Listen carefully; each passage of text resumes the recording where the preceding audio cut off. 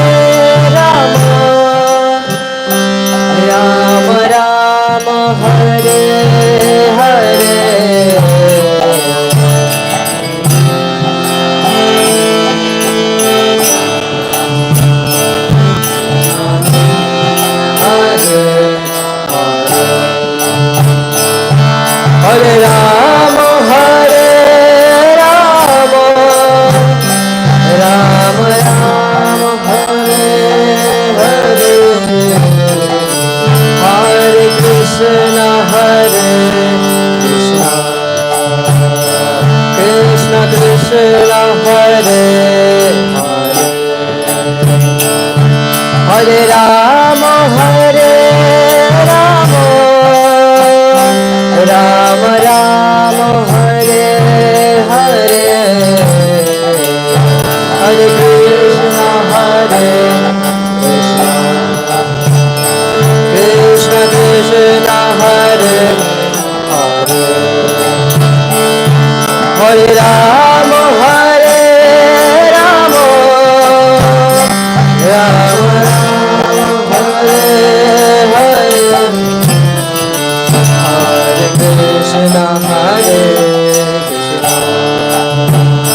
Krishna Krishna Hare Hare Hare Rama Rama Rama Hare Hare Hare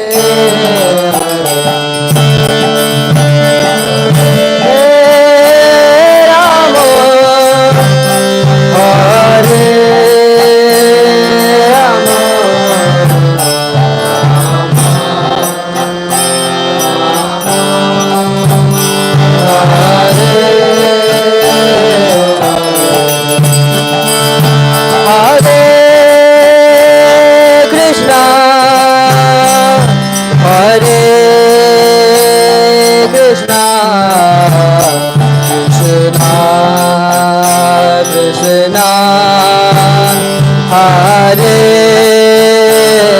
Hare Rama Rama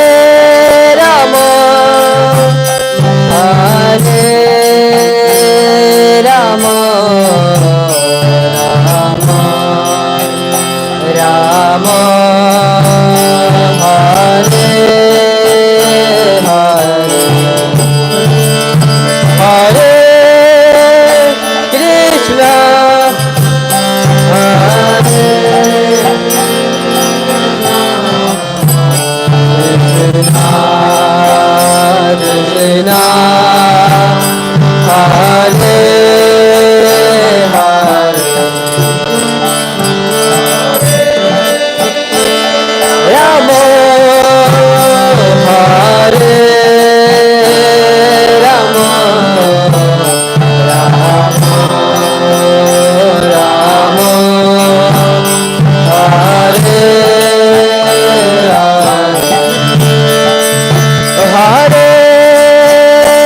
Hare Hare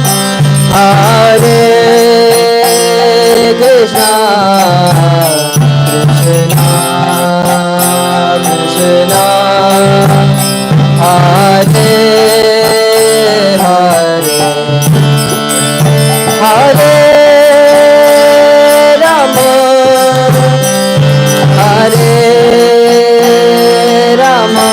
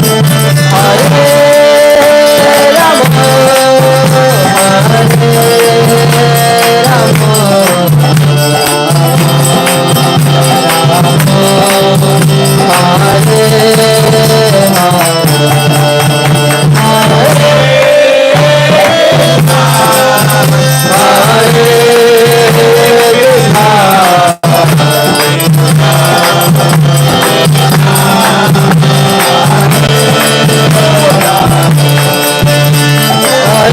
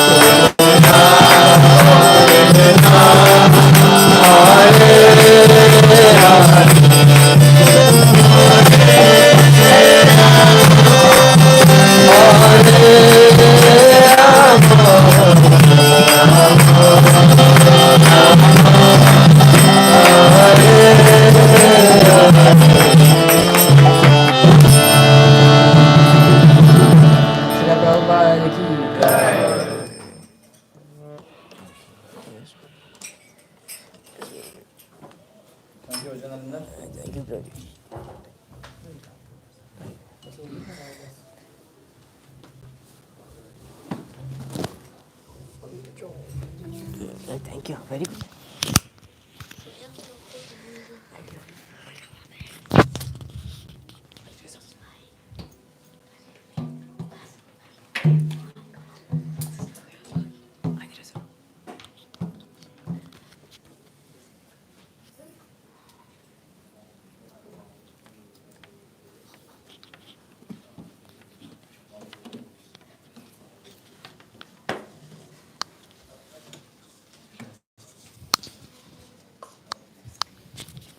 Hare Krishna, dear devotees. Thank you very much for coming all the way to Bonn. I know for some people it's not that close, so thank you very much for coming in. Um, Today we are in the day 5 of the Bhagavat Saptah and the auspicious Bhagavat Saptah. Yesterday we had a very wonderful kind of intermission, and today Sudama Prabhu will answer the questions from the king. Yeah. So I think all of you know Sudama Prabhu. Just I would like to say a few words about him. Uh, I mean, what he has given to us is, if I summarize in 2 sentences, he has given us Krishna Bhakti, he has given us our Guru Maharaj. So without his guidance, friendship, and support, I don't think so that we would have progressed in Krishna consciousness, or for that matter on the spiritual path. So I would like to really thank you on behalf of all our family to Sudama Prabhuji. We are eternally grateful to you for your association, for guidance, friendship. Like for us, he's really like Sudama. He played different roles. Sudama played different roles with Krishna. He was a friend with Krishna. At some time, he also listened to Krishna as a servant. He also told something to Krishna. So it is really like Sudama Prabhu is actually like Krishna to us, and we pray that like Sudama, we can also serve him to take further the mission of Srila Prabhupada, the mission of our Guru Maharaj, His Holiness Kadamba Kanana Swami. So with the blessings of Guru Maharaj and all the Vaishnavas, Sudama Prabhu, I would request you to then take us further into the journey of Srimad Bhagavatam today. It will get more and more interesting. Yesterday, Prabhuji told me, if we make a movie out of the life of Bharat Maharaj, until day before yesterday, it was more or less like a light and nice things, or very, what we can say is more entertaining, so to say, yeah. And from yesterday, it's slowly getting into the real subject matter. It will get more and more serious. And I think the next 3 days, today, tomorrow, and the seventh day, will be more serious. And the best part is, we need these teachings because the teachings are very, very philosophical and very complex. But Prabhuji will help us to understand in a simple way, and most importantly, how those teachings are relevant in our today's practical life. That's very important. So that's what Prabhuji will help us to understand. So thank you very much, Prabhuji. Hare Krishna. Hare Krishna. Hare Krishna. Hare Krishna.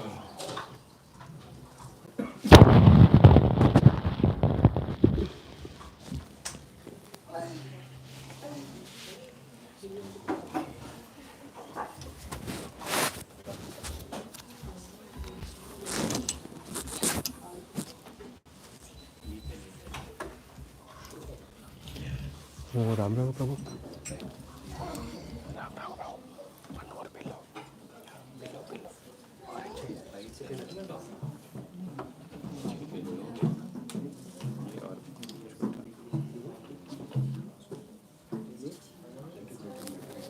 It's okay. Bas. This comes here.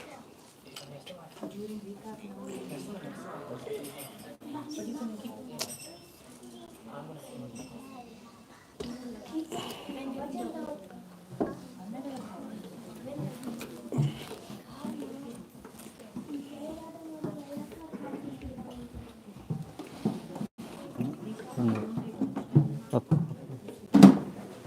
Yeah, thank you. Yeah.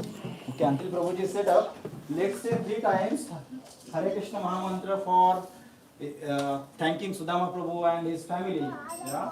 As normal. Hare Krishna, Krishna Krishna, Hare Hare, Hare Ram, Hare Ram, Ram Ram, Hare Hare, Hare Krishna, Krishna Krishna, Hare Hare, Hare Ram, Ram Ram, Hare Hare, Hare Krishna, Krishna Krishna, Hare Hare, Hare Ram, Ram Ram, Hare Hare. Srila Prabhupada ki jai.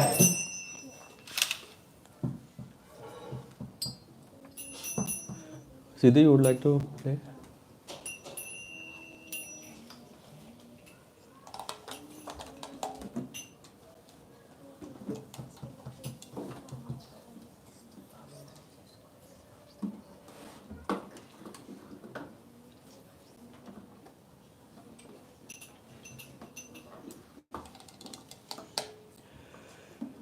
Jai Radha Madhava, Jaya Kunja Vihari.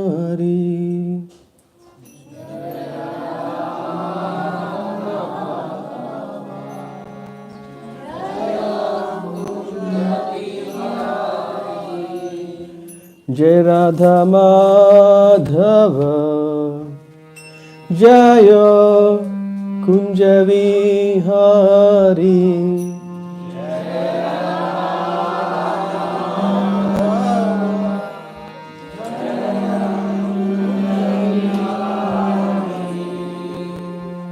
Jai Radha Madhava, Jaya Kunja Vihari.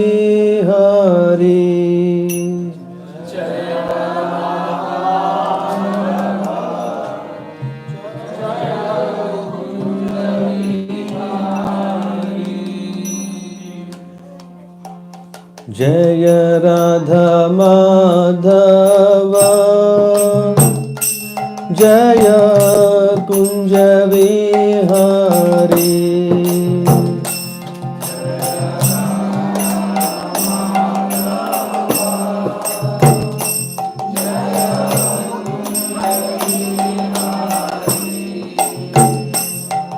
Jaya Gopi Jana Vallabha, Girivaradhari.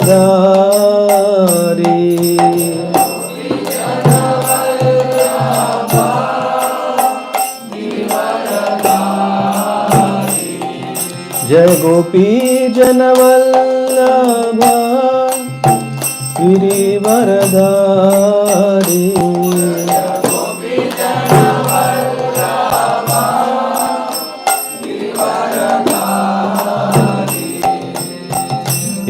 यशोदनन्दना Vraj जनरञ्जना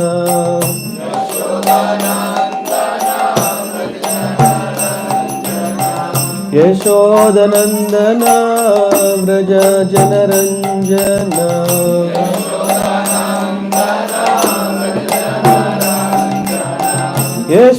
यशोदनन्दना Vraj जनरञ्जना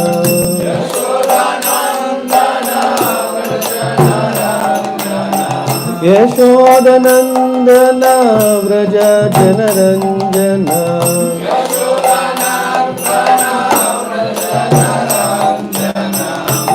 यमुनतीरा वनचारी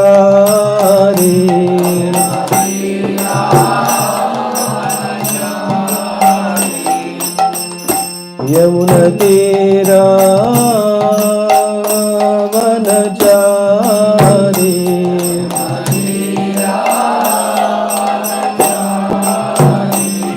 जय राधा माधवा कुंज बिहारी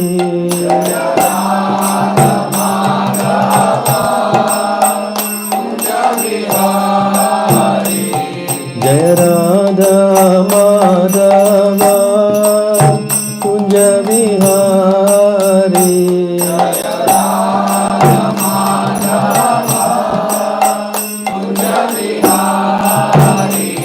जय राधा माधवा जय कुंज बिहारी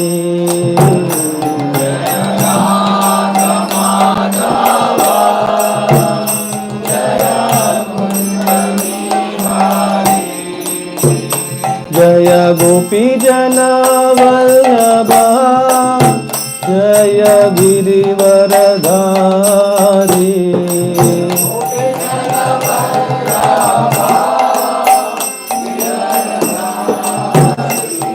जय गोपी जनवल्लभा जय गिरिवरधारी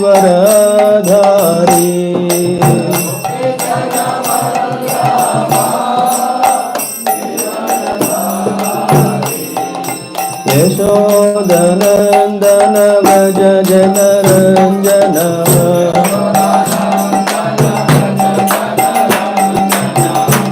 यशोदनन्दन व्रज जनरञ्जना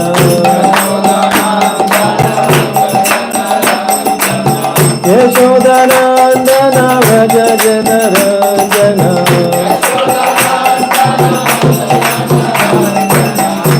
यशोदनन्दन व्रज जनरञ्जना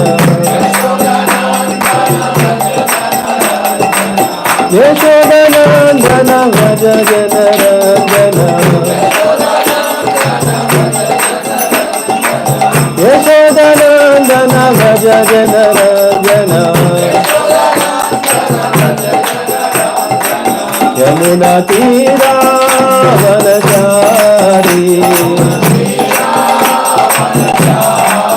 यमुना तीरा वनचारी जय राधा माधवा कुंज बिहारी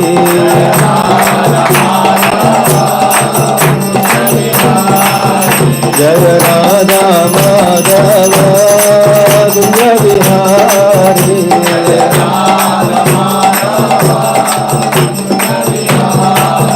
जय राधा माधवा कुंज बिहारी जय Radha Madhava Kunj Bihari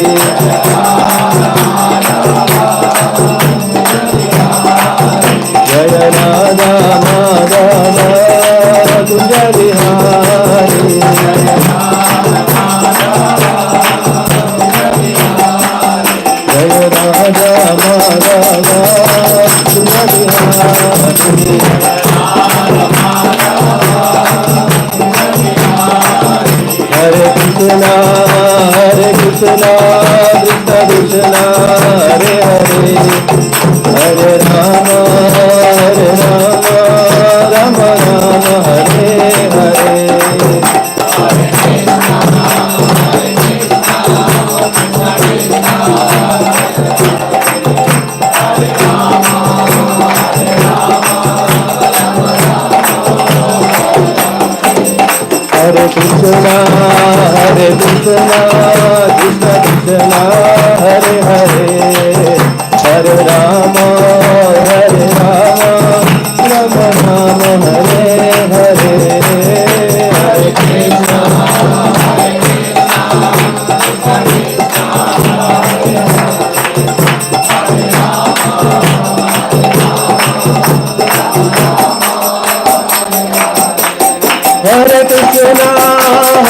Krishna Krishna Krishna Hare Hare Hare Rama Rama Rama Hare Hare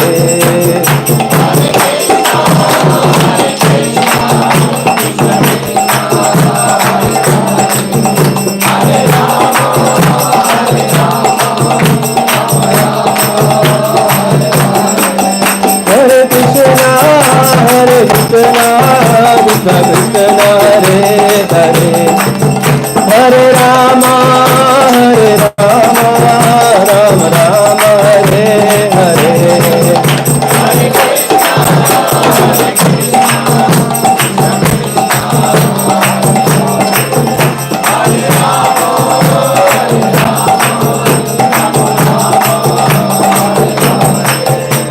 Krishna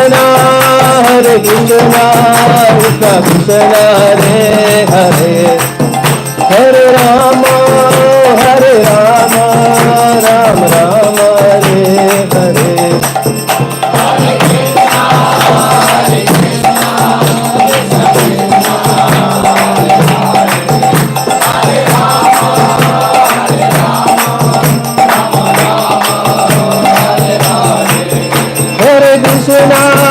Hare Krishna Krishna Krishna Hare Hare Hare Rama Rama Rama Hare Hare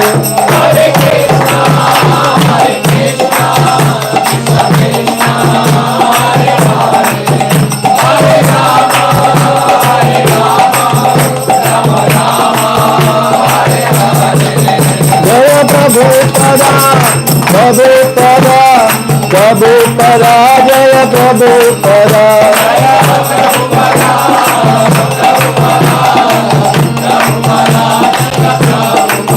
Prabhupada Prabhupada Prabhupada Prabhupada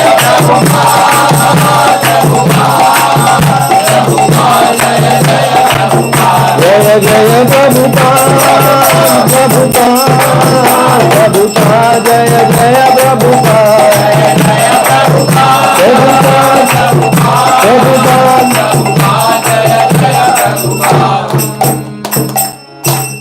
Shri Shri Radha Madhav ki Shri Shri Radha Shyam Sundar ji ki Jai Gaura Premanandi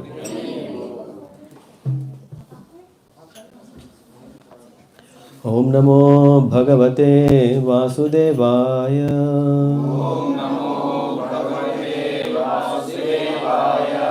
Om Namo Bhagavate Vasudevaya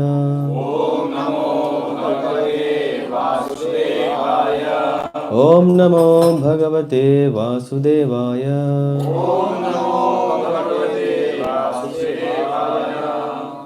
Narayana Namaskrityam Naranchayva Narottamam Devim Saraswatim Vyasam Tado Jayamudhirayet Nashtaprayeshu Abhadreshu Nityam Bhagavata Sevaya Bhagavate Uttama Shloke Bhaktir Bhavadinaishtiki Krishnaya Vasudevaya Devaki Nandanaya Cha Nanda Gopakumaraya Govindaya Namo Namaha Om Jnanatimirandhasya Jnananjanasalakaya Chakshurunmilitam Yena Tasmai Shri Gurave Namaha Shri Chaitanya Manobhishtam Sthapitam Yena Bhutale स्वयं रूपा कथामह्यं ददति स्वपदान्तिकं वन्देऽहं श्रीगुरो श्रीयुतापदकमलान् श्रीगुरुन् वैष्णवांश्च श्रीरूपं साग्रजातां सहगणरघुनाथान्वितं तं सजीवं साद्वैतं सावधूता परिजनसहितं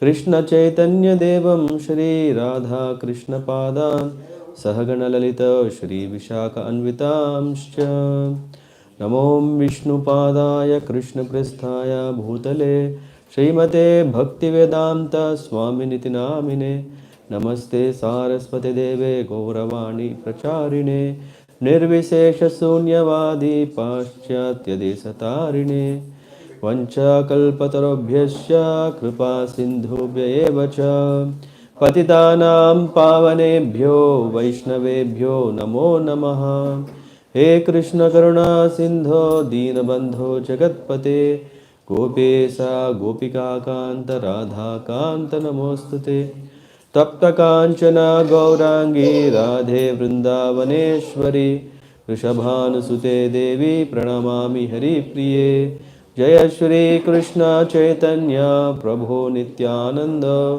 श्री अद्वैत गदाधर शिवासादि गौर भक्त वृंद हरे Krishna Krishna Krishna Hare Hare Hare Ram Ram Ram Hare Hare.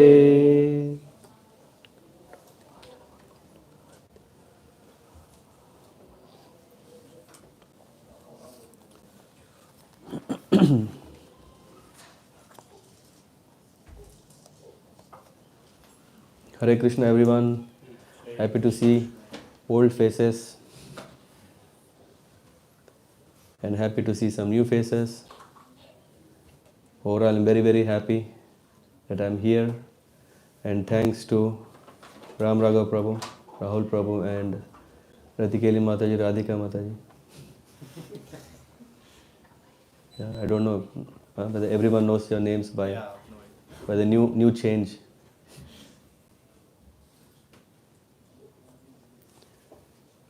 Okay.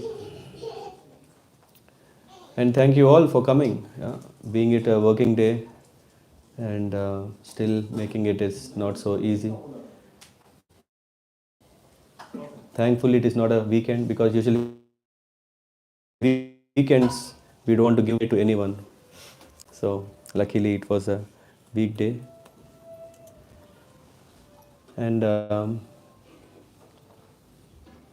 whatever Ram Raghav Prabhu was mentioning about the two things, I forgot already. Krishna Bhakti and Guru Maharaj. Yeah. I will not forget it. Yeah. I forgot because it's not me who did it. Yeah. They are nice devotees. And when someone is nice towards Krishna, then Krishna is very nice towards them. So they have arranged so that they can get the opportunity to serve the Lord and His devotees, and they have been very nicely doing, and which attracts whom? The spiritual master. And I see there the plan is like this, and nothing with the name of me there. What is that happening? Can we close the doors? Yeah. Okay. So we have very nicely been remembering the pastime of Sri Bharat Maharaj, who is a Maha-Bhagavat. And not only he is a Maha-Bhagavat, he is also giving us the instructions. Usually Maha-Bhagavat means they are absorbed always in the thoughts of the Lord. Ananyas chintayantam mam. Always thinking only about Krishna. So as such there is no need for them to speak.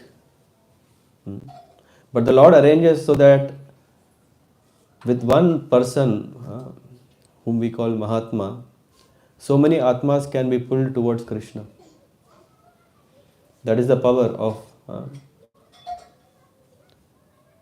It is said that out of many lifetimes, one gets to know about Krishna, and of that also, only one very rare will be Mahatma. Mahatma Sudurlabha. Not Durlabha, Sudurlabha.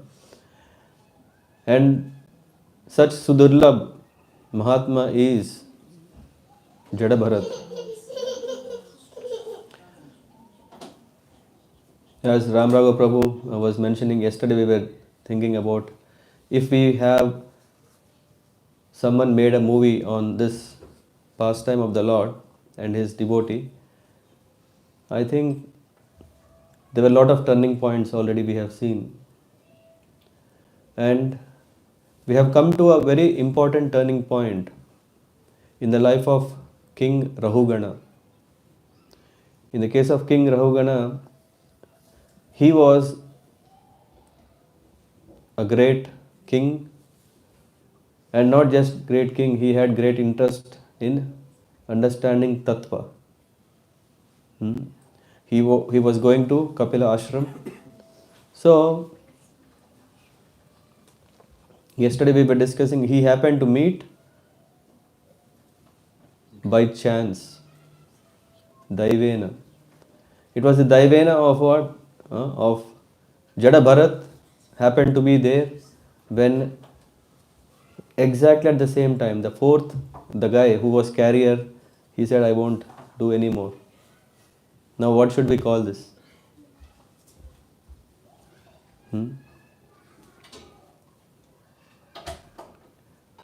So it happened that Jada Bharat was asked to carry the palanquin of the king, and being not experienced in this art of carrying the palanquin, he was not pleasing the king. Of course, he anyway didn't had intention to please. He was just asked to carry those, so he was doing whatever he can do to his best. But still, people expect more, isn't it? If you are doing this, your manager says, hey, you are already doing this. Can you do this more? Year on year, your targets are more. You have to deliver more. You can't be same. And then they say that, hey, if you don't do it, if you don't do more, then you will not develop.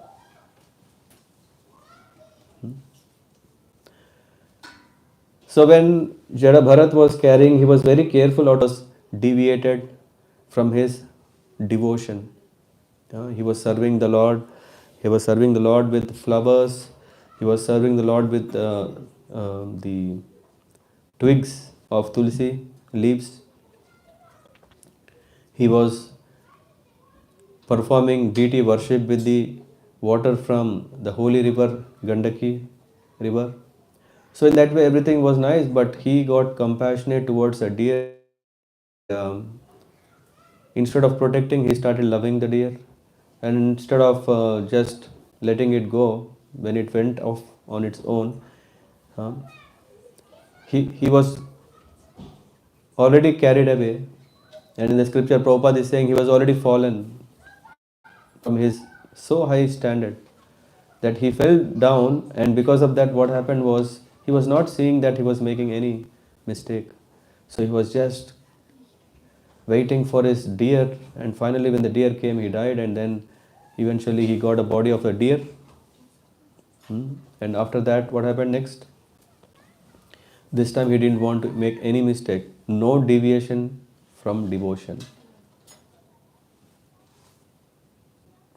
And when that was the situation, then there was arrangement such a way that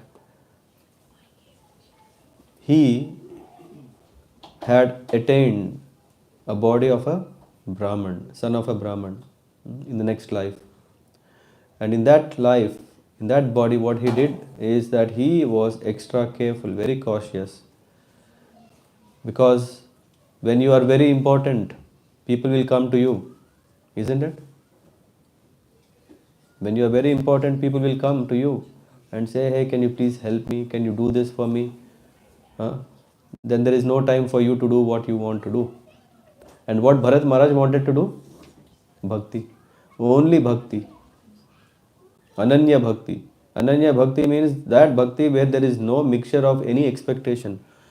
He was not looking for a success in jnana. He was not looking for a success in dhyan. He was not looking success in karma yoga. He was only focused on pure devotional service. And that's why he didn't reveal himself, because otherwise people will pull him into all. Maybe the father is saying, hey, you should get married. Or the brothers will say, hey, now you are getting, you are going to get the property. Now you have to now work for it. So many obligations. Better to be as if like you are dumb and deaf.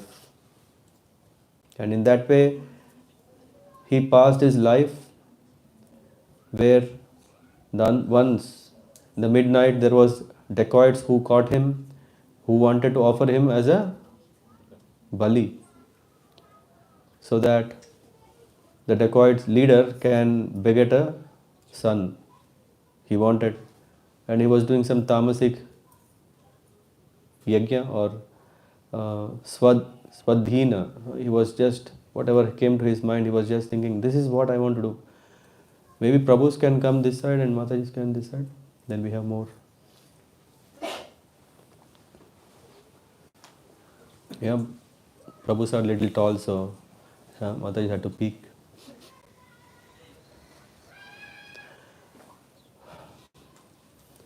So, and the kids can come front.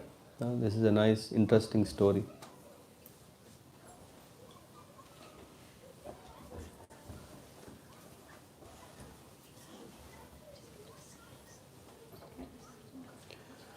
So speaking, so then what happened here this time, Jada Bharat in the body of a Brahman shows that we have to be very careful when we do bhakti.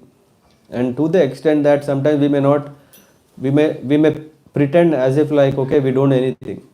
Because as soon as we know something, people are there ready to either pull our legs, they say, hey, you don't know nothing. Or they say, oh, hey, you know a lot. Please, can you do something for me? And then both the ways you are, both the ways you are messed up. Yeah. So, when Jadabharat was asked to carry the palanquin of King Rahugan, who was going to Kapila Ashram to get the Gyan, then Jadabharat this time very carefully, he was not stamping on the ants. And then this way when he was doing, the palanquin was not steady. And a king usually expects everything perfect, right? Servant. A leader always expects the servants are perfect. So he wanted everything should go as smooth as possible, that he can get as much as comfort. How many of us like comfort in life? Even kids are trained to get comfort. Kids are ready. So the king also had the plan. Comfort doesn't come so easy because it's all the plans of the Lord, right? You want to become king. What do you want to become? Devotee. You want to become devotee. Very smart choice. King devotee. No, I don't know what kind of devotee, we don't know. King of all the kingdoms. He was thinking Krishna is hearing now, let me say devotee.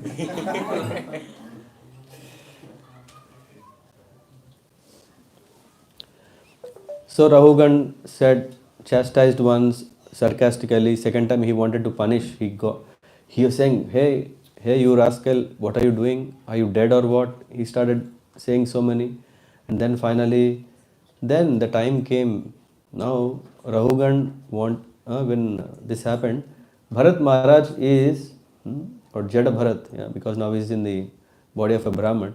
Jada Bharat, he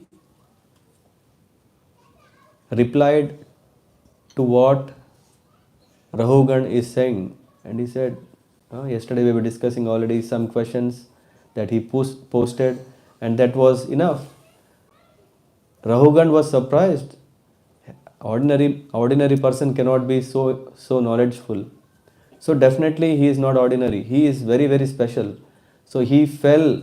He came out of the chariot, palanquin, fell at the feet of this Jada Bharat, who was what? Did he add any weapons? If I have a weapon, you are scared. At any moment, I may hit you, or I may kill you. Jada Bharat, what did he add?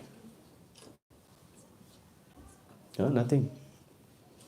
But what he had was the reply that he gave was enough to say that he is very, very intellectual, knowledgeful. He has a lot of wisdom. And after all, Rahugan is going to Kapilashram for what? To gain the knowledge. So he immediately fell on the feet of this great person and asked forgiveness. And yesterday we closed the day saying that it's very, very important that we are very careful not to offend others, and especially whom? Vaishnavas. One may ask, what is the difference between Vaishnavas and ordinary? Vaishnavas are very, very dear to the Lord. One may ask, but Krishna is declaring in Bhagavad Gita that I am not at all partial, right? I am equal to everyone. At the same time, he is saying I am very dear to my devotees. After all, when we are very affectionate to our children, Lord will also be very affectionate to his dear children, isn't it? That's the reason he said, I want to be a devotee.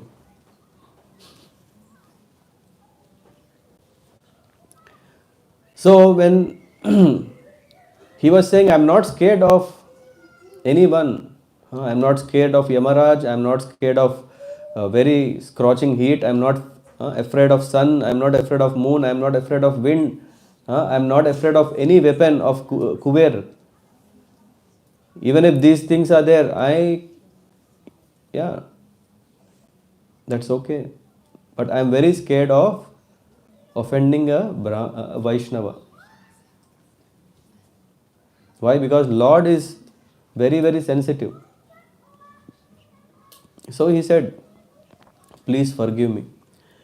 And he also asked the questions that what you are saying is, I'm not able to understand. Yeah, you are saying that you have no feelings. You are saying you are not fat, you are not thin. Is there someone who is very fat here? Or feels someone very fat? Is someone here who feels I am very thin? No one is feeling. You are already yogis. Is someone feeling very fat here? I am really surprised. No one wants to share their feelings. No one is fat. But we do a lot of diet. Amazing. Huh? We think that is next level. So Jada Bharat is saying that whatever, when we talk about fat, fatty or skinny and all, or master or servant or king, or all these things are bodily designations. This has nothing to do with the self. And he was saying that is the reason I don't feel any, whatever you are chastising, whatever bad words you are using on scolding me, I don't take it for me. Then he was surprised. Then he gave an example. What is that? What is the example he gave? What will happen when a milk is put in a pot and rice and milk are put in a pot and heated? What will happen?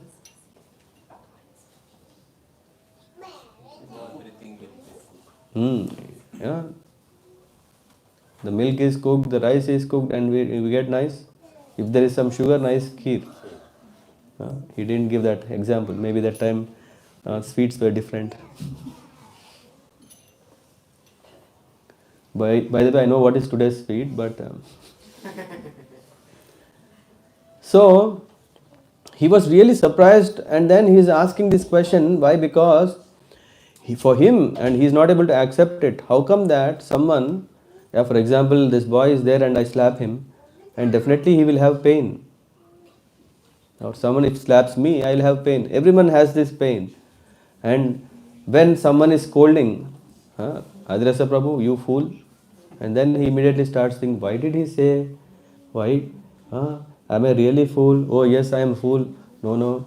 So many things we think because we are thinking, right? That when someone is telling, we take it to us.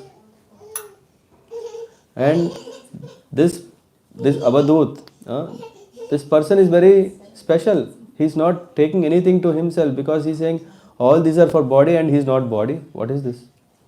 So then he started asking those questions, and he was asking, "Hey, by the way, are you Kapila Dev? Yeah, yourself, Kapila Muni? Or can you please say, who is your guru? What is your guru parampar? Or what is your family? Which dynasty of you belong to? So that I accept you as my guru immediately, because whatever you have said cannot be said by ordinary people, isn't it? Mataji, if I ask what is your name, what will you tell? My family. You will say your family name. What about your name? I mean, in general, in Germany, family name is considered as. Yeah, but family name, all of your family will have, but you still have a unique name, right? And others, what will you say? What is your name, Mataji? Anyway, I don't know. What is your name? Alekhya. Alekhya. I say my name. Yes. Anyone? What's your name? Or who are you? No, it's different, right? I have asked the same question. If you just ask the same question or two different questions, you still get the same answer, right? Who are you? My name is Sashwati, or I am Sashwati. So answer is same, right? Yeah, for me, Sashwati means eternal. Yeah. For everyone it is eternal, not only for you. Shashwati meaning itself is eternal. Yeah, but not everybody's name means eternal. Then, but maybe that Mataji also may have the same name, right? She can also have it. Yeah, if you go in Andhra Pradesh, most of the people you call as Venkat, Srinivas. But what do you want to say by that? I wanted to say by my name. You are identified. Yeah, and who I am I, the same. So I wanted. Yeah. This is what our understanding. So if question is changed, the answer is same. That's what I want to tell. Who are you? Rahul. What is your name? Rahul. Maybe someone may say, no, not only Rahul. Who are you? I am father. Someone may say, who are you? I am mother. Now someone may say that I am student. Someone may say I am king, I am master. Someone may say devotee. Isn't it? And then there is a name. Yeah, anyway. There is a unique name. So when Jada Bharat was answering, it appeared that he is not an ordinary person. Yeah. Because the questions that were asked by the king were very unique.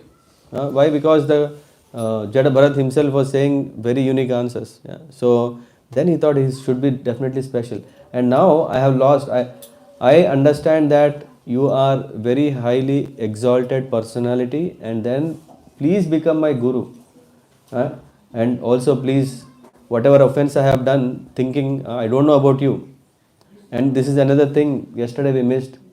We may not know who is she or who are you. And if you somehow I don't like what you are doing, I may say, hey, what are you doing? But after knowing that, hey, you are a great person and what you did is actually what I should do, then it's too late. So better to be careful. Yeah, in the case of Jada Bharat, what happened? Rahugan is very, very careful and is asking, please forgive me. And now Jada Bharat starts his response. What does he respond is very important, and this is what is the topic of the day. Do we want to know what is it? What is the purpose? Yeah? After all, why such a conversation has come into Bhagavatam? He is saying, Jada Bharat is saying that, Raj, hey king, you talk very, very expertly, like you are very experienced person, but you are not at all experienced. This is what we see also in the world, right? Today, no? If you go to any place, there will be someone saying subject matter expert. SMEs. What does he do? He studies and he tries to become SME, and then if he doesn't know the answer, he will look for some other SMEs, and finally he want to still maintain that SME. Right? Semi. Isn't it? So, because Jada Bharat is Tattvadarshi, he understood what is what. For us, we don't know what is what. But because Jada Bharat understood everything, he is a Tattvadarshi, he could say, hey Rajan, what is happening? You appear to be, whatever words that you are saying is as if like you have a lot of experience, but hey, you don't know what are you talking. And this we can very clearly know when we really understand what is the position of the speaker. If a person is talking, then we understand, okay, he is experienced or not. And he starts telling that because whatever you have spoken is all on the platform of duality. Yeah, you are thinking that you are king, you are thinking that I am servant, you are thinking that, hey, I will punish you, then you will have pain, or you are feeling your pleasure. All these things are what? Duality. And 99%, Prabhupada writes, 99.9%, he says, 99.9% people try to talk like experienced people, isn't it?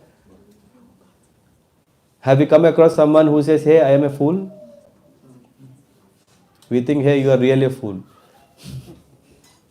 Isn't it? If someone is saying, hey, I don't know, very few people really say. This is what I liked once when I came to Germany. My professor, I asked some question and he said, nice question, I don't know. I never saw this answer when I was at home.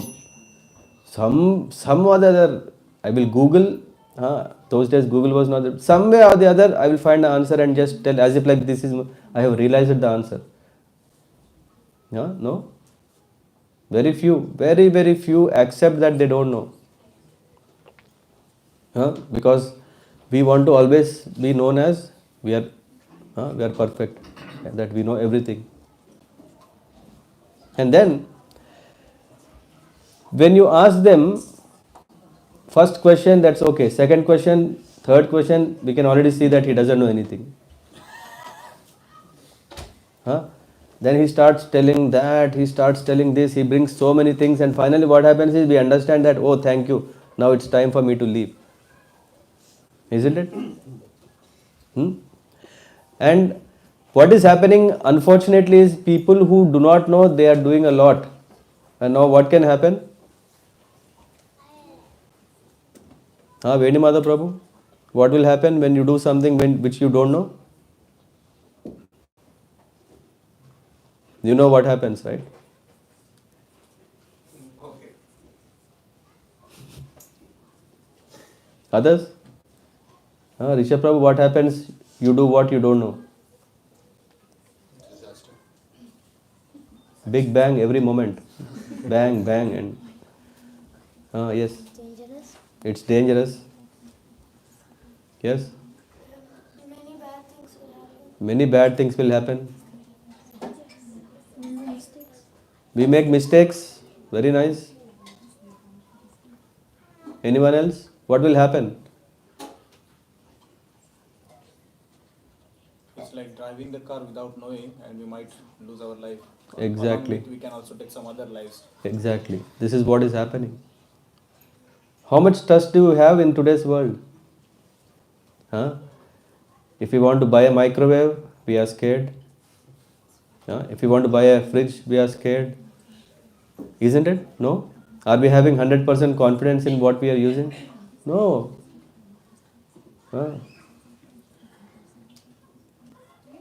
In India, if we see, there are nice projects, construction work that goes. There is no guarantee that the buildings will last long. Isn't it?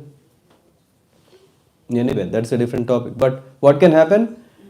If you go to any builder, he will say, I make you a house which is perfect. Have you not heard promises on perfection till now? Everyone, this is the best. Huh?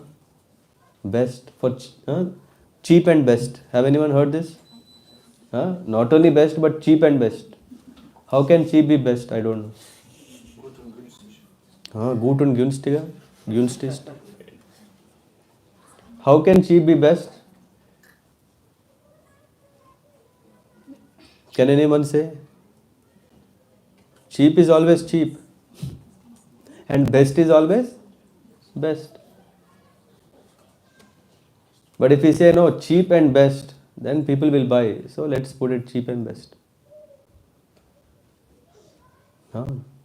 So Rahugan, he was in this position that Jada Bharat is saying that, hey, Rajan, you appear to be very experienced, but when you spoke, then I could understand your reality.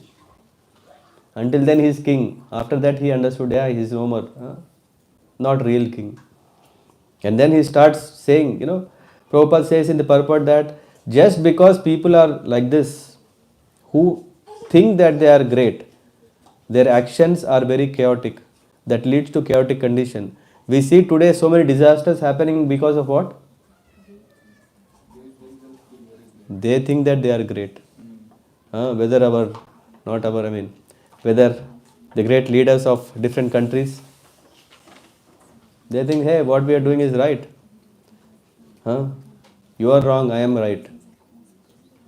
And he says, yes, you are right. Or he says, I am right. Then we become a coalition, we become a group, and then we start thinking, hey, it's all opinion. There is no reality. Subject matter expert should be really expert. Anyway, so in that way, what is happening is he's saying, hey, what? And then interesting thing is, when Alexei Prabhu, you invented something, you created something, you feel great, right? At least I feel great. Hey, I did it. And in that way, there are so many Brahmas who are creating every now and then so many things. Whether it is iPhone or no phone or V phone, all they are creators. And then there is always great. Oh, this is the coolest thing. Have anyone seen the keynote of a phone launch? This is the thinnest, this is the lightest, this is the fastest in the, what do you call? I don't know. And after 6 months, they will only release one more. They say the same thing. Isn't it? The technology is advancing. And that is the hope, right? Always we are depending on technology that tomorrow it will be better, tomorrow it will be better, tomorrow it will be better. What is happening? We are creating something and then we are applying patch. Right? Windows. Before I installed Windows, there was already a patch. Isn't it? After you start using you're more worried. Now and then the system gets slow. Why? Because there is a patch going on, patch all the time, patching and patching.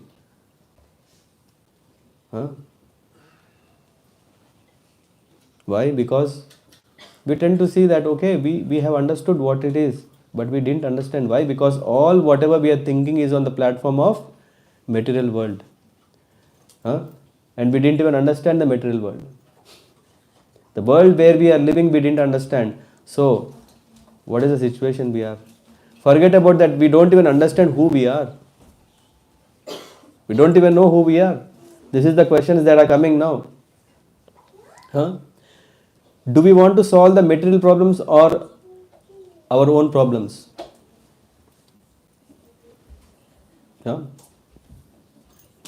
What do we want to do there?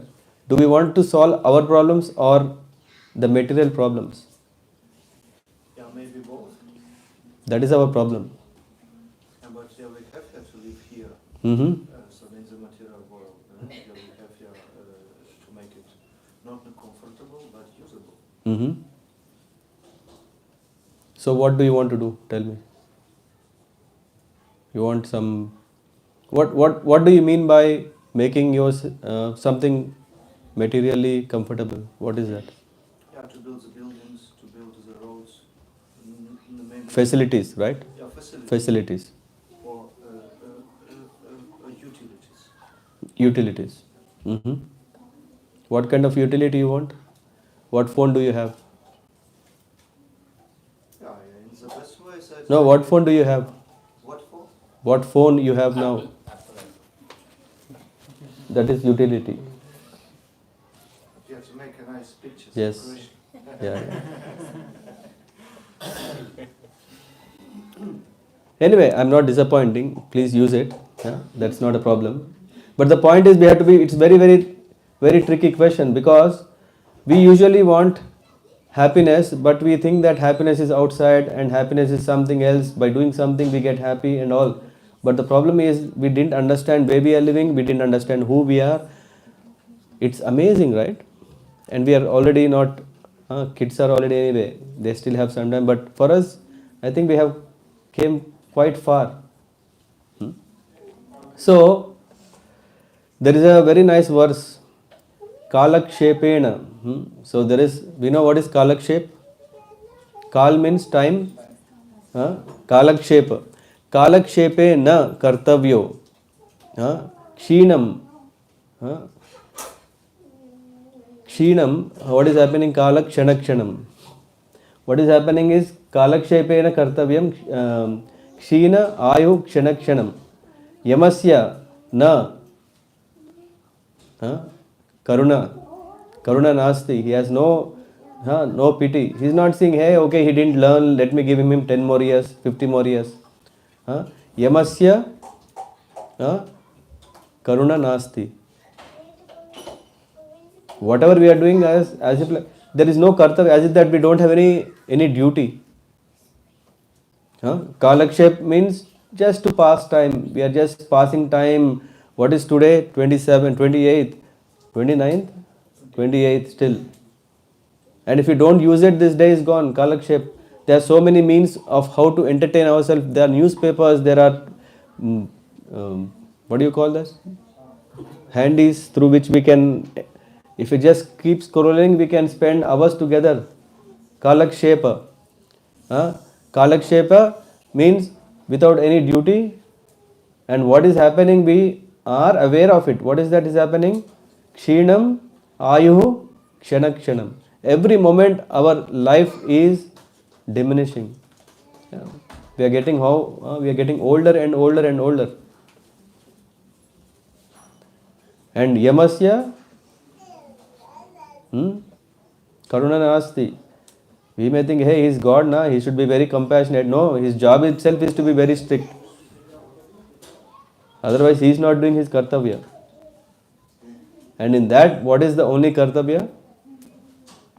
It is mentioned, kartavyam hari kirtanam. Rather, what we are doing, we are trying, as you said, comfort, right? We give little more time for comfort than hari kirtanam. No? That is what is happening. It's not bad to make arrangements so that we can facilitate, we can use utilities and all those things for our needs. But somehow we slowly get more comfortable in that. And when we get more comfortable, we don't want to do actual what we have to do. And this is what is the cause of our suffering again and again and again. So we have to be very careful. And why Jada Bharat is saying, king, hey, you are a fool, indirectly he said, is that because what is the king thinking? He is thinking that, hey, I am a master, you are a servant, or he is saying king and all these things. So this is not, all these are material activities. If we understand this point, the remaining whole chapter we can understand. But if we don't understand this, then the whole chapter can be just like a nice novel. So, are we getting this point? Are we understanding it? Are we accepting it? Or any questions now? By the way, this is only first verse. Excuse me, so I understand it, which point? That all the activities, what we are doing to maintain our body or to have these designations like I am master and all whatever we are doing is on a bodily platform, on a material activities. And then he further says, they simply kind of, because of this only we are doing kind of wasting our time. Sorry to say, but we are wasting our time. Otherwise, just imagine we would have spent more, we have given more time for bhakti, right? But what we are doing is we are doing, oh, okay, because we are not scared of Yama. We are thinking some जुगाड़ कर सकते हैं बाद में, अगरबत्ती जलाओ, घुमाओ, यमा संतुष्ट हो जाएगा. We are thinking there is always a possibility to please all gods, because in Vedas it is mentioned. Now we will come to what is Veda. Yes, Shashwati Mata. Prabhuji, what about duty? Yeah, we have to do our duty. We have to do our duty. As long as we do not understand what is the highest transcendental understanding, we have to continue to do duty so that we can come to that level. It's not, we'll come to that point. So Vedas, we all know Vedas are the holy scriptures. What are the 4 Vedas? Knowledge. 4 Vedas? Rig Veda, Sama Veda, Yajur Veda, Adharvan Ved. How much knowledge we have in them? Less. Don't worry, if we don't have, there is no loss. This is what I want to tell. But then all the scriptures are there. Yeah, these are telling that this is Rig Veda. If you do this, then you get this. Yeah? There is a group of people whom we call as Vedavadis, which means who are. Have you heard? Someone were telling family name, right? Have you heard a family name called Trivedi? And Chaturvedi? They are family lineage where their forefathers or ancestors, they have been expert of all those Vedas. They know everything. When they know everything, how come they have still children? Because after all, when we know all Vedas, what should have happened? We would have not been living in this world, right? When you know everything, you already can go to spiritual world. No? I mean, you can still live here, sorry. Go on. You can still live here while knowing everything, or like Srila Prabhupada, great acharyas. Yeah, but then what is this family lineage that is coming? You can still live, there is no harm. But where comes the realization? Are they coming to the same level of Jada Bharat? After all, when we say the Vedas are everything, Trivedi should know at least 3/4 of the subject. And should also apply the 3/4 of the subject. I have seen so many movie stars whose name is Trivedi. I have come across who are lawyers. And we know what a lawyer does. Change the color black to white, white to black. And he is a Trivedi. Sorry if someone has something. I'm just kind of generalizing to understand that my point is not to tell about family name. My point is to tell that we know that Vedas are so important, but what happens is that Jada Bharat here is saying that there is this Vedavadis. At that time also it was there. And he himself is saying that they do not understand the purpose of Vedas. Veda Vada Ratha, Krishna is saying in Bhagavad Gita. Who are they? They know there are Vedas, like just we said there are 4 Vedas. They have even read all the shlokas or verses. They can sing very nicely the mantras. But what is the ultimate purpose of all the Vedas?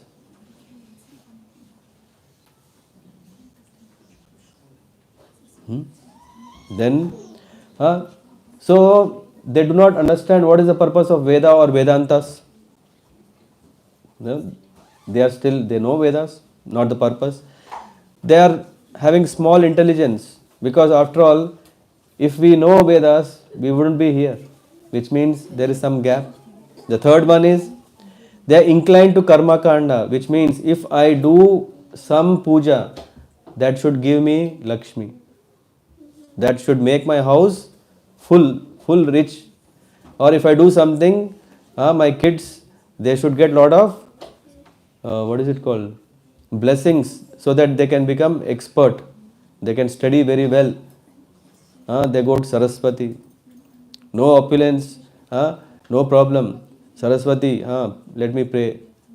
If not Saraswati, let me go and please some other god.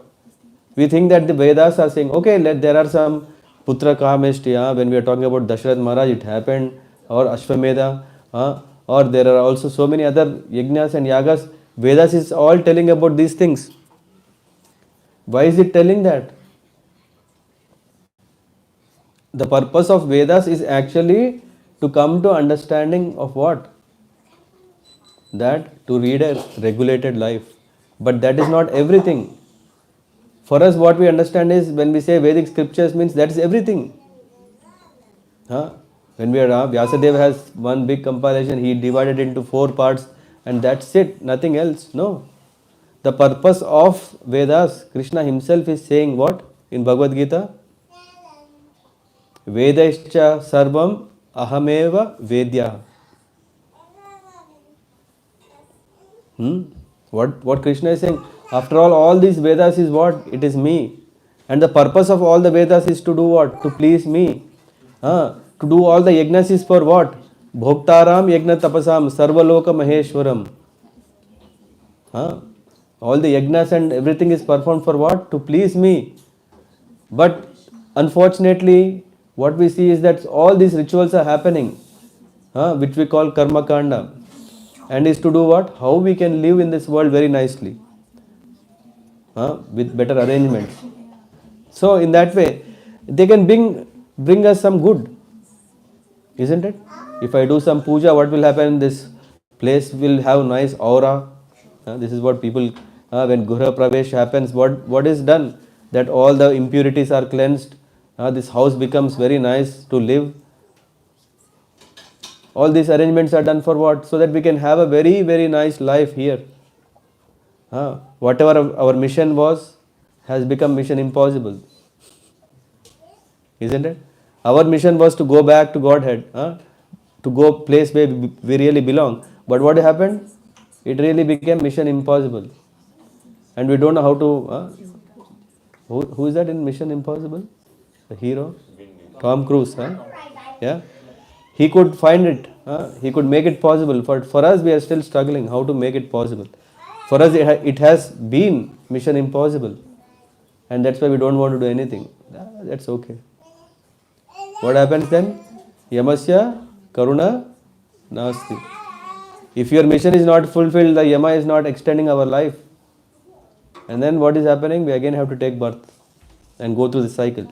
Therefore, performing yajnas and yagas, all these things for good thing, is still making us maybe, instead of living in some gutter or some other places, we are given a better place to live. But that's it. It doesn't mean that the 4 problems, what are they? Janma, Mrityu, Jara, Vyadhi. These are still always there. It is not solving this problem. So what is the purpose? Vedavad Rathas, or the people who are thinking Vedas is everything, but they do not understand it. The purpose is to please the Lord. What is happening? They are losing. They are not achieving the success. And here, objective of the Vedas is to understand the Supreme. And that is the reason in this verse there is a second word that is used, is Tattvavadi. Tattvavadi is what Alexei Prabhu was saying. What is that? Yes, we are in this world. We are in this world. We have to use the utilities such a way that we get liberated. Tattva, to understand the thing as it is. You know, Tattva means nature. Tatviddi pranipatena pariprashnena sevaya upadeshyantite jnanam jnaninas tattvadarshinaha. Tattvadarshi are the one who have seen the knowledge as it is. It is not like they have put a stamp called subject matter experts, but they are really experts. There is no cheating business. Why? Because they have realized it. It is not that someone is, we know, teacher. Who is a teacher? Who is a teacher? Who teaches us? We know a cheater. Who is a cheater? Who cheats us? And both words are very nice, right? Yeah?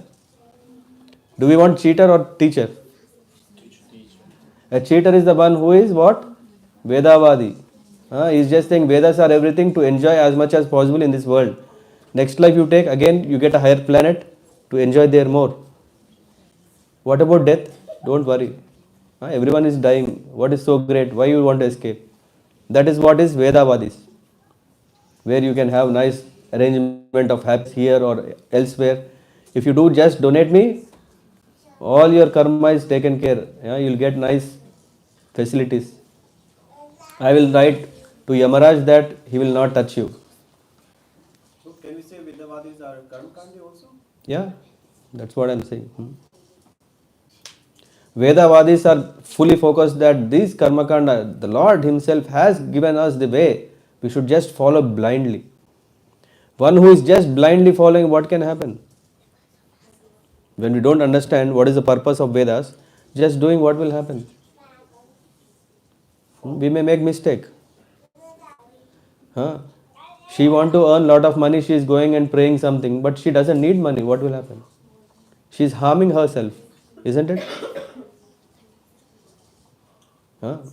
If you know how to handle money, if you get money, it's good. But you don't know how to handle money, what is the use? In today's world, we are doing a lot of things like this. In the end, what we are doing, we are again suffering. Oh, because of this, I have this problem. I thought that this will solve my problem, but it created new problem. And new problem, and problem, and problem. Isn't it? No? Did we have the solution, all the solutions? No. We are creating new problems. So here Tattvadarshi means one who understands the Lord. He is a Tattvadarshi. And that too not just like very vague. Do you know who is God? Yeah, God is Ambika Mataji, God is nature. God is, what was your answer that time? One is nature, one is light. I think these were the answers. Someone, what is God? Humanity. Someone, God, what is God? For you? Why are you smiling? You have answer? No answer. Tell me, who is God? Krishna is God. Who is God?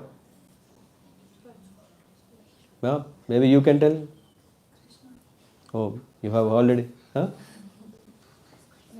Vishnu is God. Oh, some change. Thank you. For you, who is God? Shiva. Shiva is God. Someone?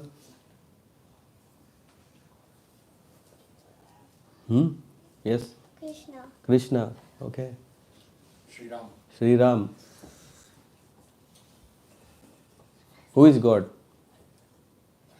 Super soul. Super soul is God. Yes? Others? Yes? So, a God is who is the Supreme Lord and gives us, it teaches us what Krishna consciousness is. Because once he came in Chaitanya Mahaprabhu. Okay. So God is one who comes and instructs us. Okay. Shama Sundar. Okay. What is most powerful? Who does not have origin? Who doesn't have origin?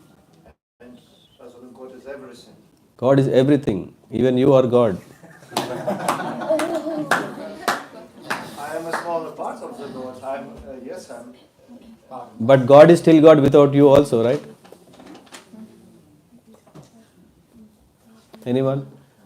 So the scriptures are saying Brahmeti Paramatmeti Bhagavaneti Shabdaye.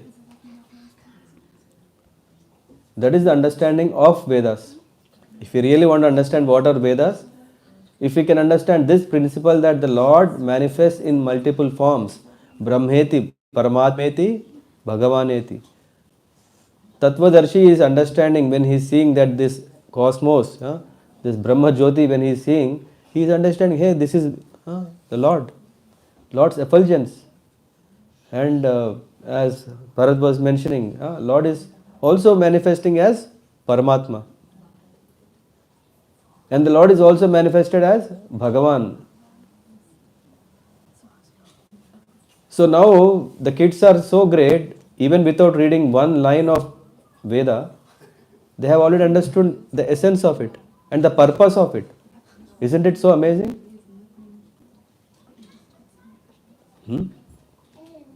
Amazing, right? We have to really clap our kids, yeah, that they already know what they have done. Yeah, amazing. And then they are called Tattva Vadis. So they are now talking about one who is telling, hey Rajan, all these dualities, let's forget about it, let's talk real matter. What is the real matter? Or what is actually causing us this confusion? He is saying that, that one eventually realizes the material happiness in his life or the next is insignificant. Whatever Tattva Gyan is, they will not worried about this life. Whatever he is saying, needs, okay, needs, but they are sadhus where they, sometimes even we see them, they don't even cover themselves properly. And for us, we think, oh, need means proper jacket, isn't it?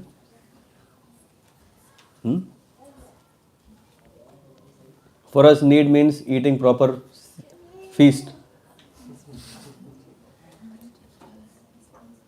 Right? Yes. No compromise. So Krishna advised to Arjun, even in Bhagavad, when we now read about these things, all these are similar to what we would have Bhagavad Gita, right? Where Krishna is telling to Arjun, now Bharat Maharaj is telling to King Rahugan. He is just saying, hey king, a dream becomes automatically known to a person as false and immaterial. We are sleeping, there is a nice dream.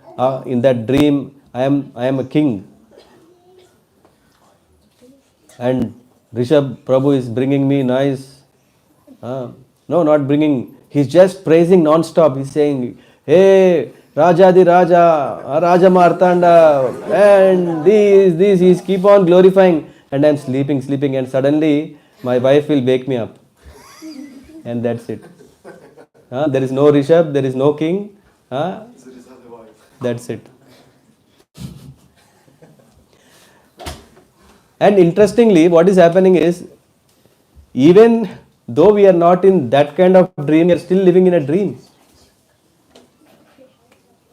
And what kind of dream it is? We are thinking that I am that, I am this, I am this, I am that. We are thinking so many things. You know what? I am masters. You are doctor.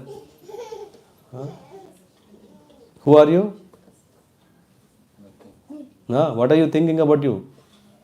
What do you say in your class? Who are you? Ninad? Ninad is always Ninad. Tell. My soul. My soul. My soul. Then who is that my? You are my soul. So here is saying minimum criteria for Tattva Gyan. Minimum, what if you really want to understand Tattva Gyan, that's why I was saying this is the minimum requirement, is what? Understand all kinds of material happiness and undesirable for a person's spiritual salvation. We should, when we understand that whatever material things we are getting is not for us, only then we can understand Tattva Gyan. Which means we have to leave everything to can really understand this Gyan. How many of us are ready? How many of us are ready to give up our so-called current understanding? Anyone else? You are not ready? Give up current understanding. Yeah. See, if this glass is full of water, and there is very nice tea coming. What is the tea you made? Ginger, lemon, orange. Okay. You have to do what? You have to empty it. If it is full, what will happen? But now the question comes, Hey, after all, I have collected a lot, which is very important. Huh? Isn't it? In this glass of my life, I have already accumulated very, very important things. What are that? I have studied very hard. I have passed. I have got a job. In that job, I have what? A nice role. I am paid so much. Right? Now I am doing so many things and everything is in the glass. Now are we ready to give it up if something more valuable is going to come? Yes? No? Is it necessary to give it up? This is what Jada Bharat is saying. I mean, like this example you gave, the orange tea, if you fill that glass which is filled with water, keep on filling the orange. You are expecting some second glass will come. It will not come. The same glass. Huh. If you keep on pouring, Huh. one day it will come that the water will be gone and there will be only orange juice.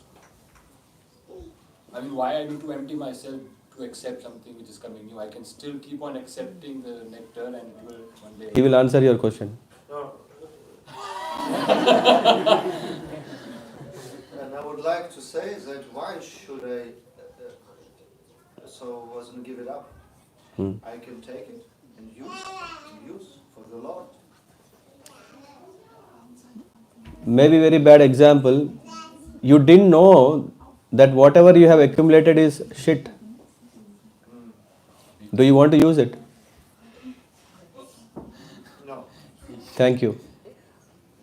And this is what Jada Bharat is saying. Whatever we have been accumulating based on whatever false identity, why do we want to carry?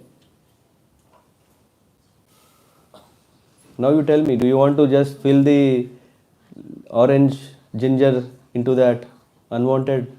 वो आपने पानी को change करके shade बनाते हो अब तो example ही खत्म हो गया. But I have took the water and said all the qualifications in it, right? Yeah, you are still greedy. You didn't want to lose what you already have. But we have to understand what we have is tinka. It's not really worth. What I am telling, this is what it's evident, right? Now the next verses when we discuss it becomes clear. But as Krishna is saying, and if we have read the introduction of Bhagavad Gita, who can understand Bhagavad Gita? Who is fully surrendered. People who want to understand. People who are genuine to understand, who really want to understand. Isn't it? Right? Krishna spoke to Arjun. Why? Because he is submissive. But people are there who want to have their full glass water and on top of that they want. And one second. And the spiritual and material are mutual. They are not of same nature. How can we mix it? The example I was saying, there is unwanted thing and we want something wanted. How can we mix it? What will happen? It will just pollute, right? This is what happens. Vedas are used for what? You are pouring nice Vedas into the glass. What is it doing?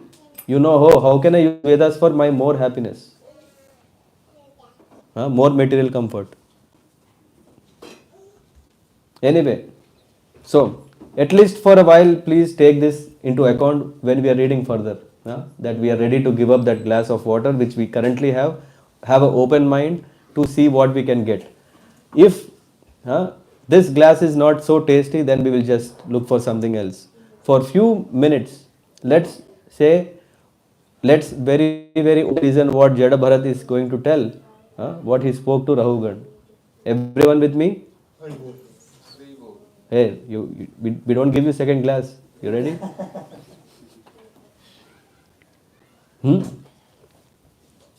So he is saying the causes of the problem is mind.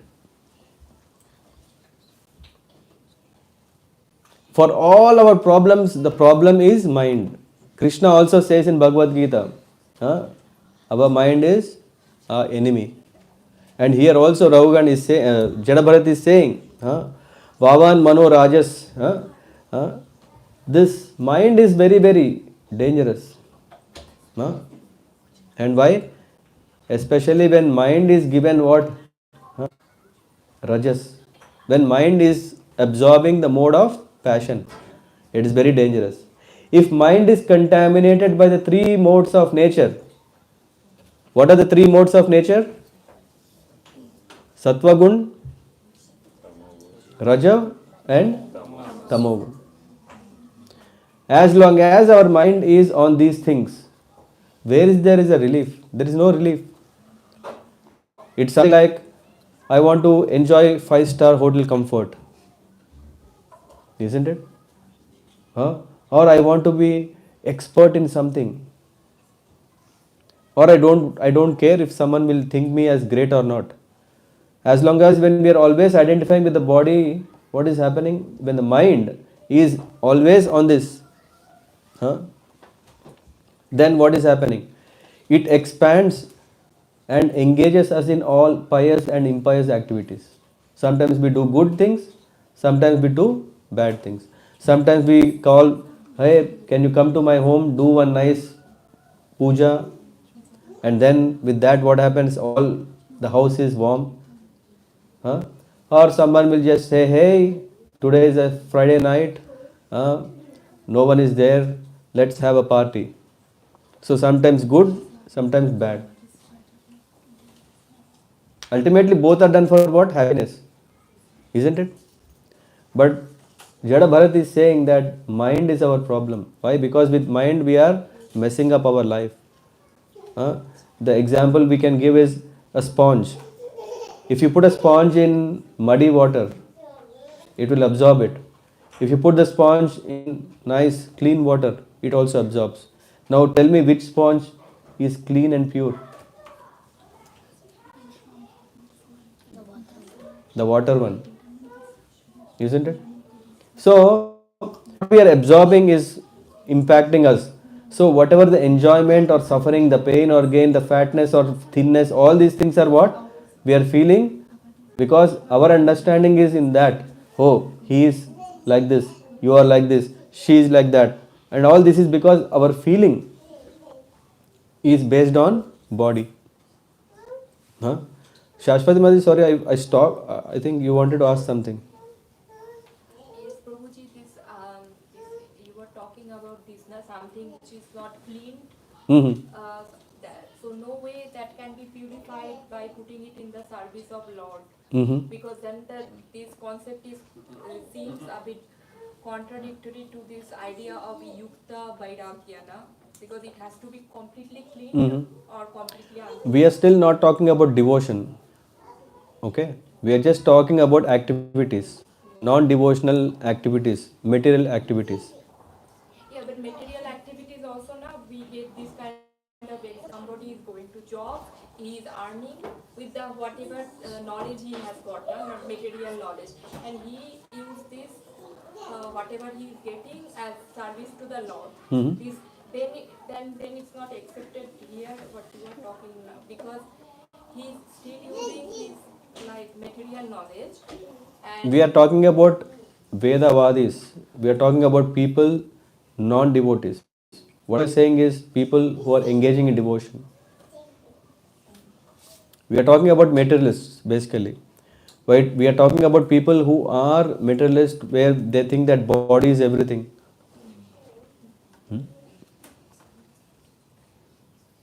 Yeah. And then because he is getting good results, he has to enjoy, and if he is getting bad results also he has to enjoy, and he is always busy doing this. In this life we did something good, next life we have to enjoy, or we did something bad, we have to suffer, and this cycle is going again and again, again and again. So what is the problem? What is the reason of this problem? It is the mind. Because if the mind is not on the right thing, then what happens? We are suffering. So this is what it is said. So Chaitanya Mahaprabhu in the Chaitanya Charitamrita also says that devotional service is the means for mukti. Where is that? Shashwati Mataji, as you were mentioning. So only devotional service can bring us that mukti. Otherwise, what's happening? We are just creating our good, bad, bad, good, and all this keeps on accumulating. Sagunan samaytitan brahma bhuyaya kalpate. So only when one must completely come to the transcendental platform by understanding that bhakti is the only means. No, it's not the body. And then Jada Bharat is telling what are the characteristics of mind. Because when mind is our enemy, we should understand it properly, right? How many of us agree that mind is causing us problem in our life?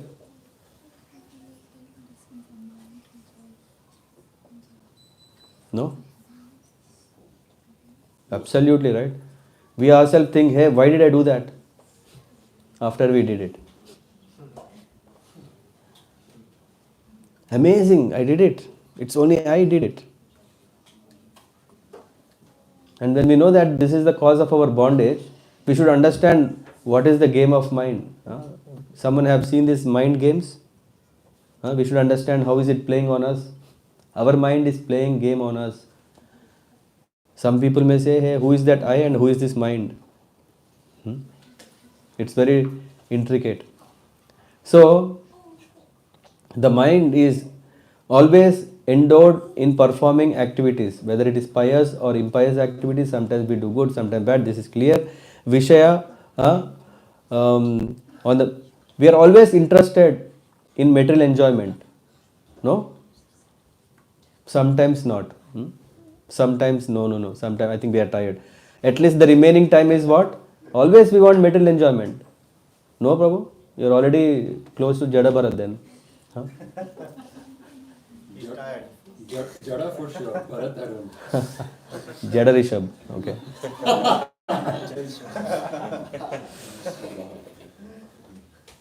So this is the quality. This is the quality of mind to engage us in some nonsense. Second quality is not only engaging, we are also seeking enjoyment. We see some people, right? They are very happy, others suffering. Their mind is seeking happiness by torturing others. Amazing. And they are not at all interested in Lord and all those things. Whatever they want is subject to transformation of lust and anger. What is happening? Whatever you wanted, you are not getting it. What will happen? After some time, you will feel angry. As long as you have power, you have strength, you want to make it. Why? Because mind is making mind games. I am telling now, what are the games? One is that first of all it keeps us busy. Is there a moment that mind in our life we are free? The mind is saying, hey, sleep. Hey, mind is saying, eat. Mind is saying, let's go there. Mind is saying, we are dictated by mind. We are doing so many things. Always doing something. Even in sleep. Because we are thinking that we have given rest to the body. Mind is saying, hey, I don't want rest. You sleep. I do my business. And then the thoughts will come, ideas will come, the dreams will come. Yes, so nice. So nice. What are your dreams? About Bhagavat's coming? Why is that this mind is so much working most of the time? Sometimes it does surrender, it does try to, do as per your That is what is. advice. But why is that most of the time is working against you? Why is that? Is this That's what we get to know. Why? At least you know the problem then. and how we can then? Yeah. The solution is in the last verse. Until then, we have to be patient. The solution is only one verse. The problem is big. We need to understand the problem.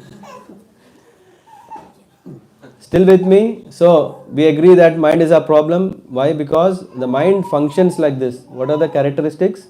That it always is doing something and it's always interested in material enjoyment. If someone is saying, hey, mandir jayenge, how many of us will say, I will go? But how many of us have really made it? Sometimes, not always. So what we didn't make it is mind game. Huh? What we made it is really the solution. We'll come to the solution part. Is this mind Maya, bro? Is this somehow Maya, or is it? We will see. Yeah, next few verses we will. Jada Bharat is revealing everything. So if someone beats someone, is it the mind that makes that person feel pain to this? I think that's what Jada Bharat was telling, na? Rahugan, hey, whatever you are carrying, whatever you're insulting, I'm not doing it. But to really come to that level, this is the exercise. We are going through that journey.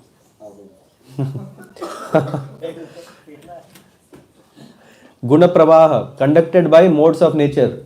The mind is conducted by Triguna. Nistraigunya. What is that? Nistraigunya Bharata or Bhavarjuna. So, mind is busy in engaging in the Trigunas, but the solution is when we are not affected by these gunas. But mind always is looking. What is matter? What is that you are giving me? What is that you are giving me? What is that I can get? All the time. And this is also the head of all the senses. Atma is inside, but the mind is taking the role that I am the chief. I am the chief of all the senses. How many senses we have? 5 plus 5, 10 plus 1, 11 plus 5. You are missing 5 more. But anyway, we have 16. There are Jnanendriyas, there is Karmendriya, there is mind, and there is Ahankar. All these are senses. There is also this what we call sound. There is also touch. Isn't it? And chief, who is the chief? Mind. If mind, sometimes we feel paralysis. People who do not have signal to the mind, they can't lift their hand or some part of the body. So mind, in fact, is chief, isn't it? Mind is chief of all the senses. So if we want to control our body, what is that we should control? Isn't it? And then, you're counting now? Beyond mind, you said mind is achieved. Beyond mind is not intelligence. Beyond mind is intelligence. Yeah. तो वो 16 में ही आता है? 16 में 5 ज्ञानेंद्रिय आता है, 5 कर्मेंद्रिय आता है. And then there is this, I'm just reading here. Not in this verse. It will come. So which will tell, there is a small table I made of all these things. Yeah. False ego, which is twofold, which is identification and possessiveness. The 5 indriyas, and 5 plus 1, which is this 11, and 5 are this sensory. What do you call this? As I was mentioning, sound. Sound is also sense, which we are hearing. The ability of hearing. What do we hear? Sound. And earth.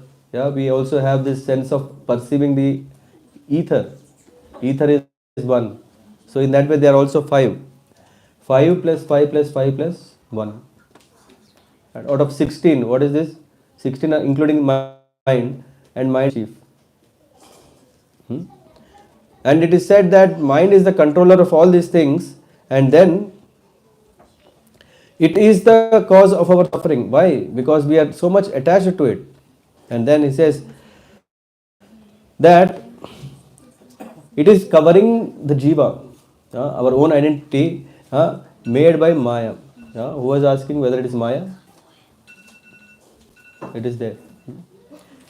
The mind is made of Maya. No. It is with mind, the covering on the jiva made by Maya. So Maya agent for a soul is what? Mind. If you really want to know what is that Maya is there everywhere, but some can escape, some may not escape. Why? Mind can become the agent of Maya.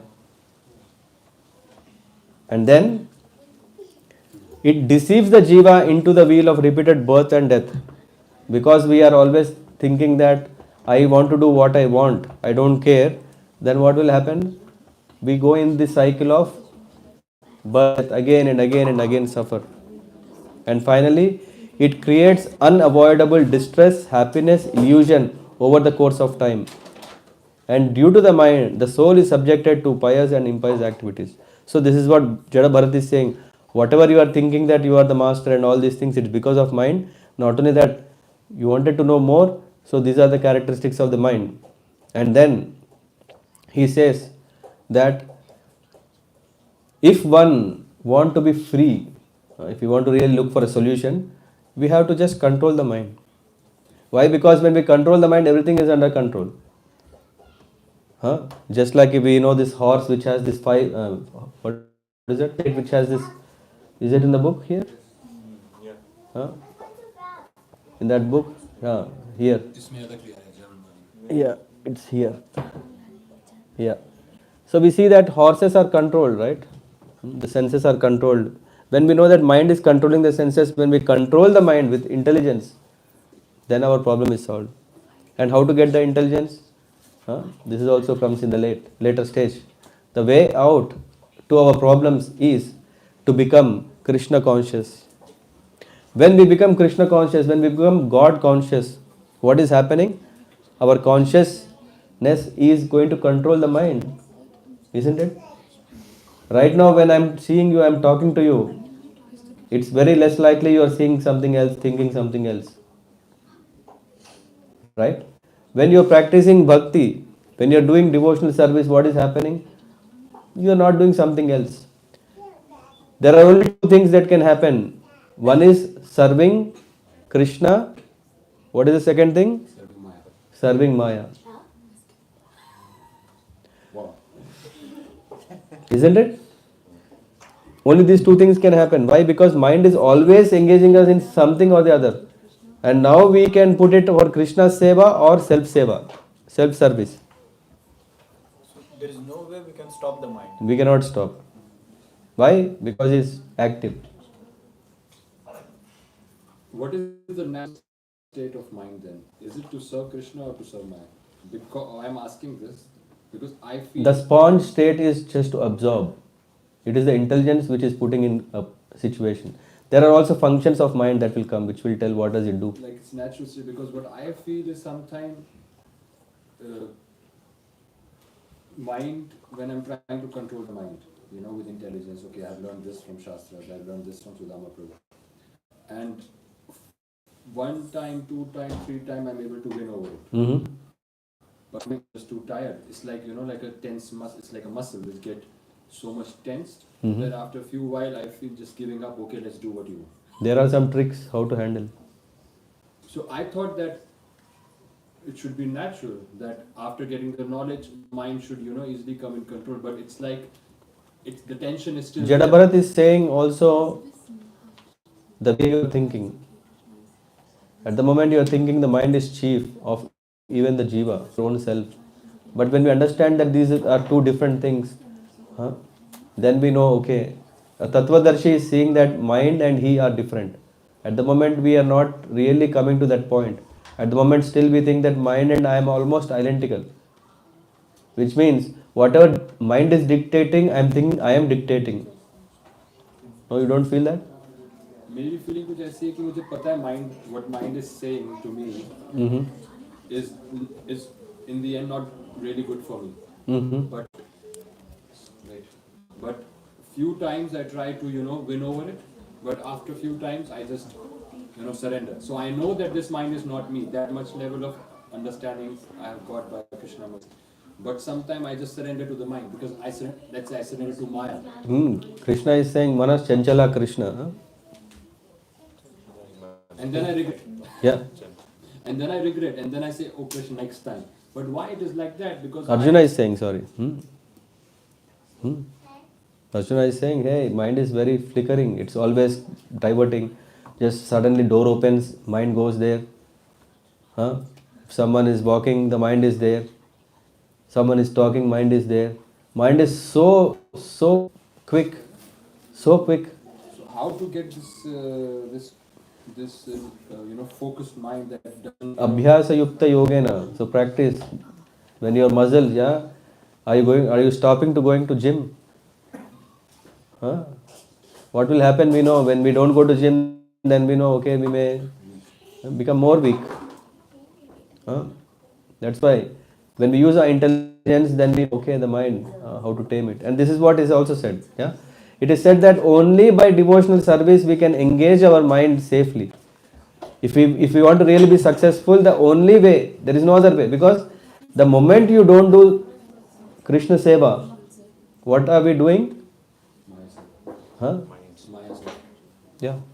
And then it has its effect. Why? Because all these things, you again have to suffer, you again have to enjoy, you again have to go to birth and death, and all these things are happening. There is no relief, no freedom from this. So the best thing to do what is to engage in the service, so that the senses, what is that? Our hands, our eyes, our mouth, ears, everything are engaged in the service. In this reference we have this Maharaj Amrish Maharaj. Savai manas padara bindayo.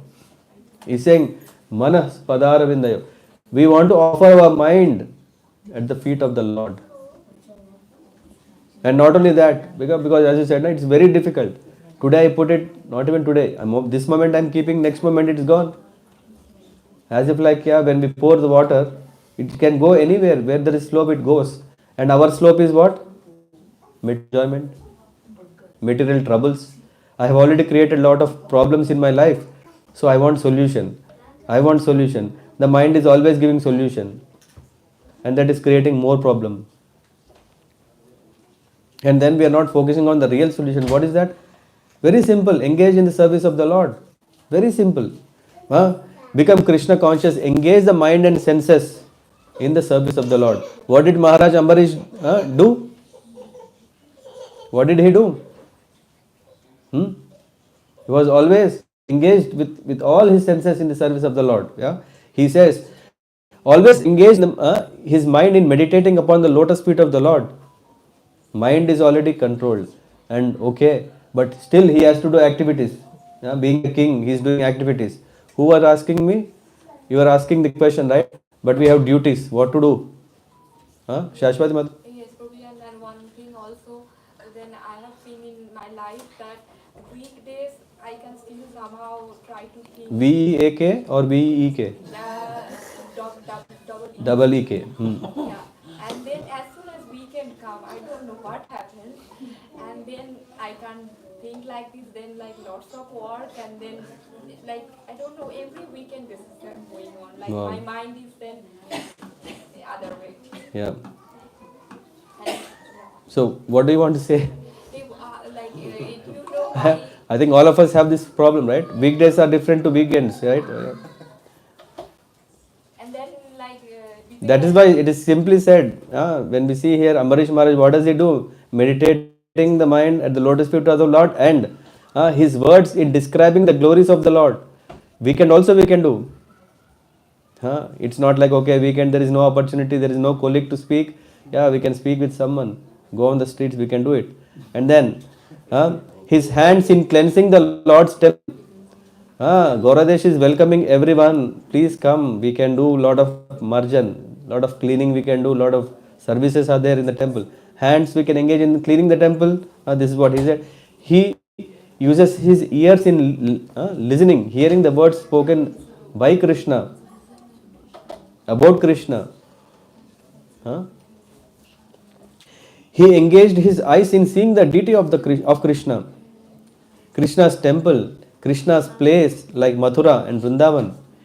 He engaged his senses of touch in touching the bodies of the Lord's devotees. In that way, every sense organ we can use in doing bhakti, because that is the only thing which can make us mukti. There is a class which is called Nitya Baddhas. Baddha means conditioning. Nitya Baddha means one who is eternally conditioned like us. There are Nitya Muktas, like when Krishna came, he was with his parents. Krishna came, he was with his gopis. When Krishna came, they are Nitya Muktas. They are not from this material world. And they also do not become materialistic body. No, they came. They are Nitya Muktas, or even called Nitya Siddhas. And then, but then we are Nitya Baddhas. Yeah, we are conditioned because our mind is always busy in doing something. We are in the cycle of birth and death, and the only way is we can become Jivan Muktas by engaging in the service of the Lord. What is Jivan Mukta? A Jeev, who is I am a Jiva Mukta. How can I do?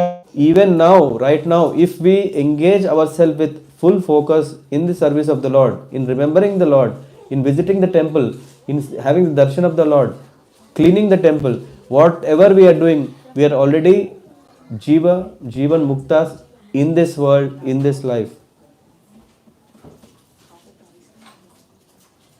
So I understand that the solution is to engage yourself, your mind and everything, all your senses in the service of the Lord. And then you can We can win our mind build this and make our friend. make our friend. So what I have in my experience realized is that sometimes the mind itself gets, I don't want to sound rude, but it gets bored. You know, like kitne bari kaam. Mind will never be bored. But what is there that's to say, that's like the laziness is saying, how many times I will go, how many times I will do the service, better I just go somewhere. Mind is again seeking material enjoyment, so it's not bored. It, as I said, just like a water can always find its way, mind can find its way. How to get this taste then, that we should be able to engage the mind limitlessly? When we do sincerely, yeah, when we do it properly, seriously, just like if you want to make nice roti, you can't just take any powder, right? You need to have a wheat flour. So we need to bring the right ingredients, which is our morning sadhana, morning program. When we do properly our seva, our services and everything, that will mature us. Just like if you invest something, it will give some maturity, right? When we don't invest properly, how can we expect maturity? So this laziness is basically, and we are not having this stage, basically no stage, the beginning stage of bhakti, right? It is said that initially, yeah, I refer to our His Holiness Kadam Kanan Maharaj. He gives the example of Ganges. If someone wants to swim in Ganges, yeah, or any river, initially you have to push yourself more into the water. But after some time there is this current.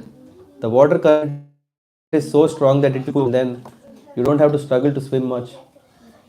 So we are in this inertia phase where if someone is saying, can we go to a temple?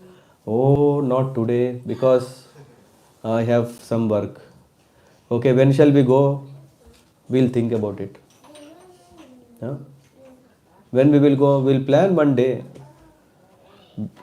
After 1 week also if you ask, it will be the same answer. Why? Why? Because we are enjoying so much without it. We are not really coming to a stage that I am frustrated, I am, what do you call this? Not frustrated. I am, basically I've been thinking this is happiness.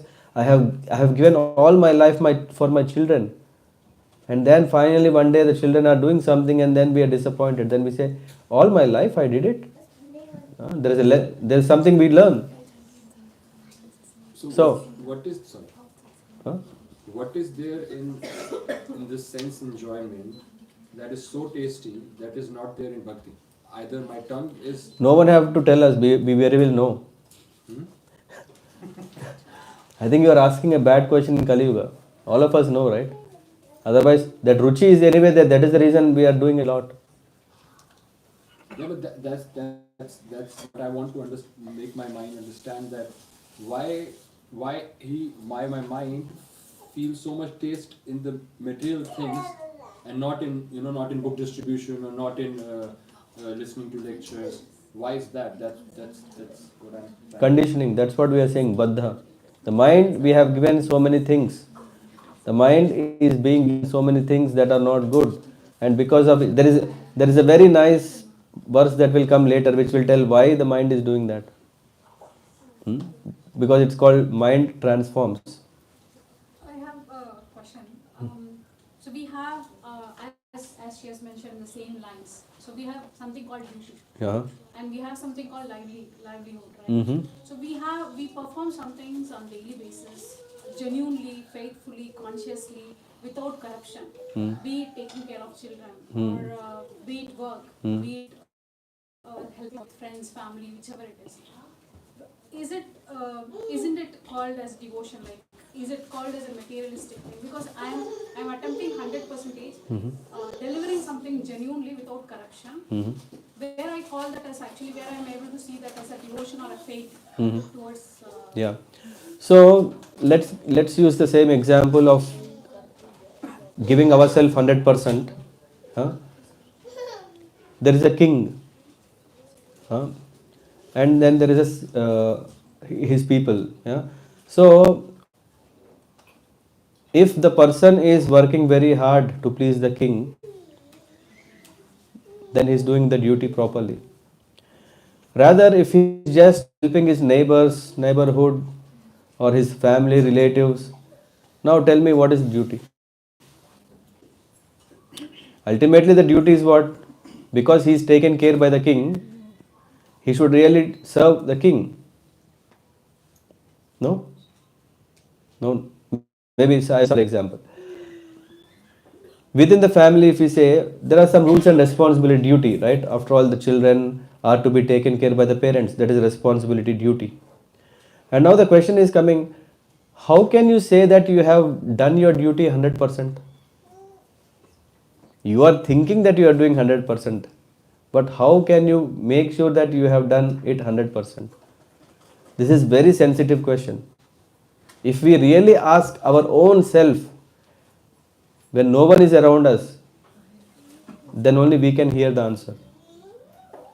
We may think we are really doing best for our children.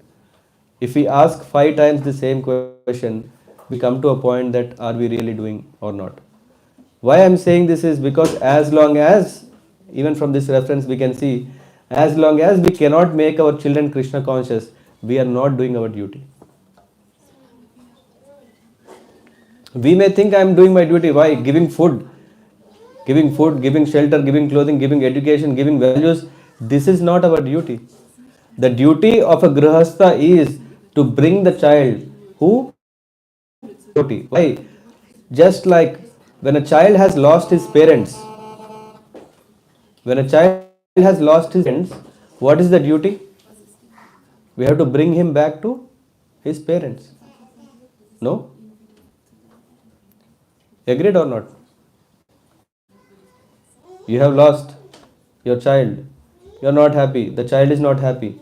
And I have seen the child. I know you. He is your child. What is my job? What is my duty? To reconnect. To reconnect the child with his father. And as a parent, our duty is what? To reconnect who came from, who came in our hands to offer it to the Lord. So when we do that, then we know, yes, I have done the duty properly. And during that duty, you are already doing what? Bhakti. So bhakti is not different. Yeah, usually what we do is we think bhakti is different and duty is different. No, bhakti itself is our duty. But what we do is, because we do not have this understanding, because we are covered with all the challenges of mind, what we tend to think is, no, giving facilities, good values, good culture, good tradition, good that, good this. Have you ever thought good devotion? What is the priority we give for a devotion in our life? Very less. We may think, no, no, no. Every day in the morning I am doing some prayers. Evening I am praying to the Lord. Lord, thank you very much for all what you have given. Is that enough? Is that really enough? What is the guarantee that with that little we can attain success? We can attain perfection.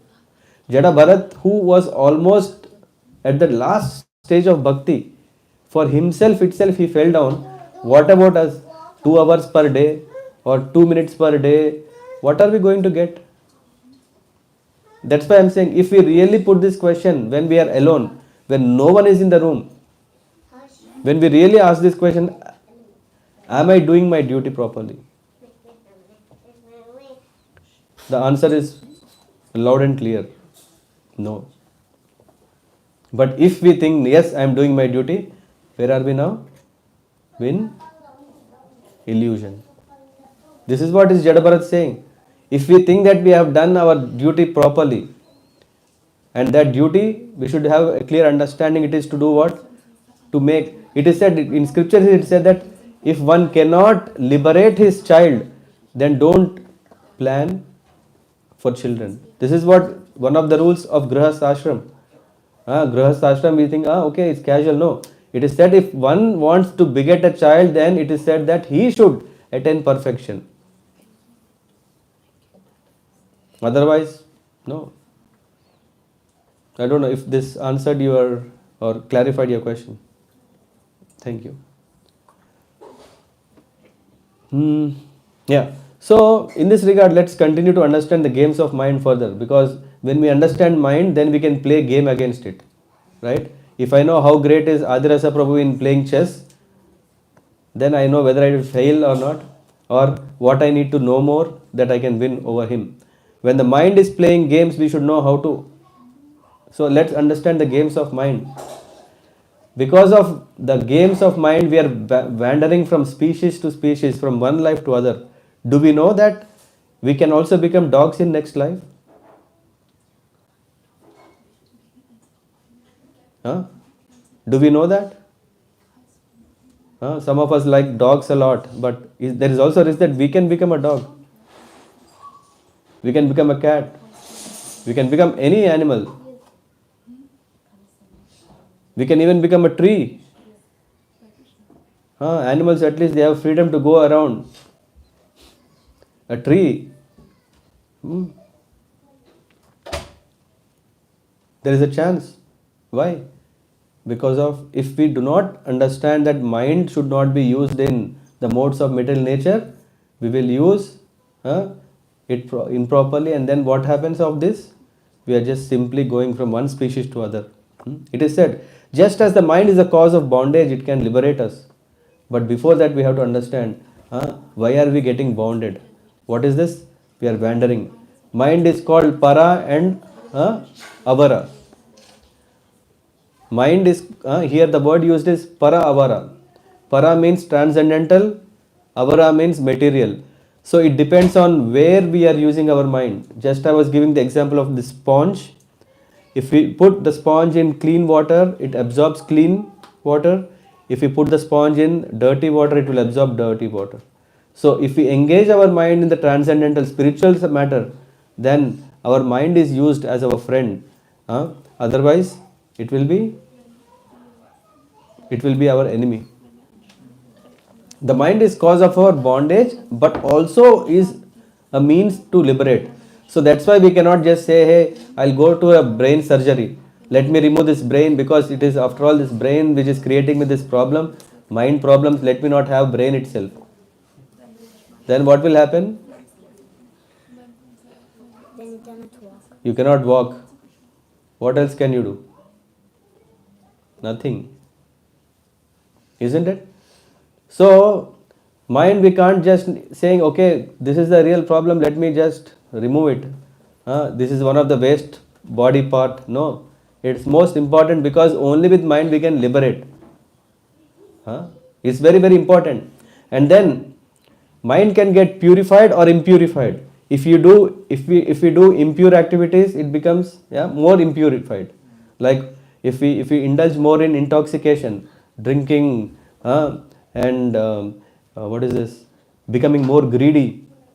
Why? You have nice green kurta. I don't see, mine is only white. I want green kurta. As if I don't have any kurta at all. I want. This greed. All this is because of mind. And then, let's talk about how to purify the mind. By regulated life, by engaging our body so that the mind can purify. How is it possible? Huh? How is it possible that, how to clean mind? Just like if you go to this, what is it called, San Arts, we just ask, hey, can you open your mouth, and then he will clean, controller. They'll call and clean the teeth. But how to clean the mind? Control or delete. The problem is this delete button is too risky. It may delete more. No control, no alteration, only deletion. How to control the mind? Where is the Srimad? He asked the question and he left the solution is coming. That is what is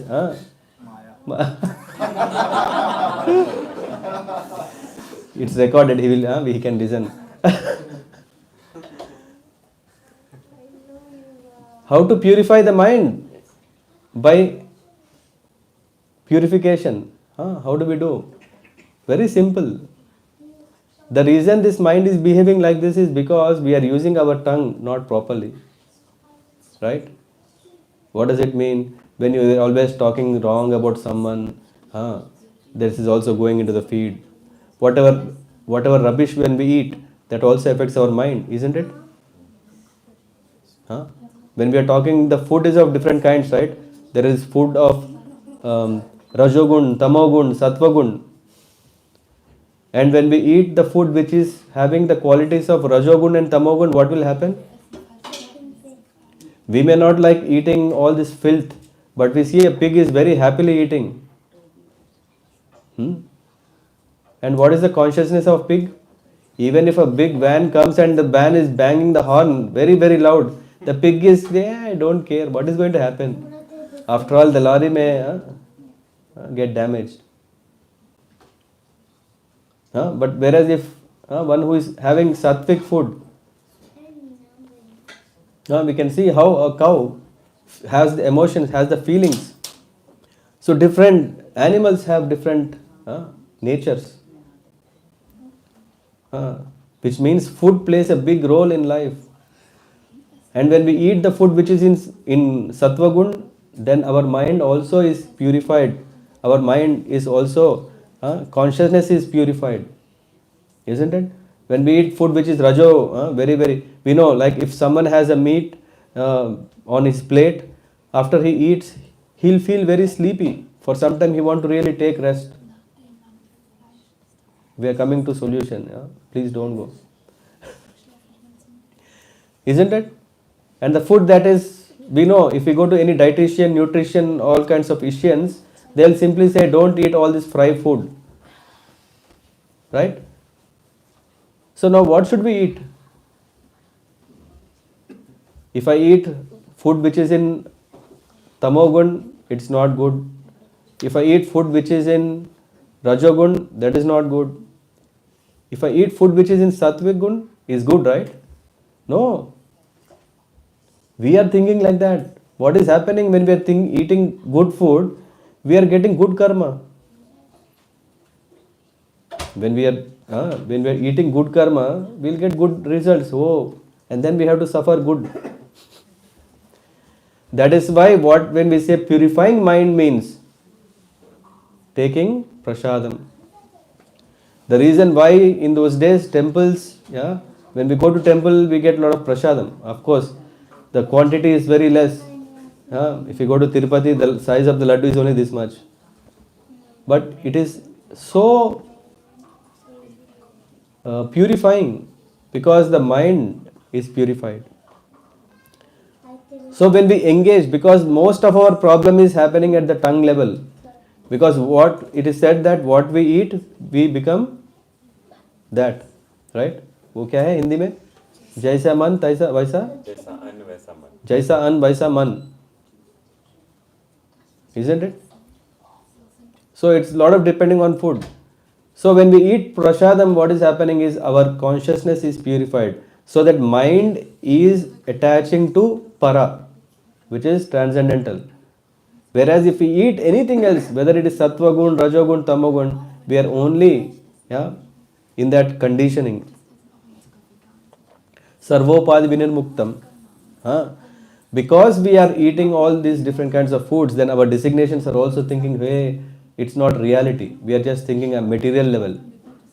So the mind is playing all these games, thinking that I am master, I am that, I am this. To overcome this, the solution is taking prasadam and chanting.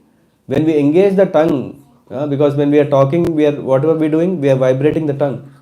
When we vibrate the tongue by taking the name of the Lord, what is happening? Purification.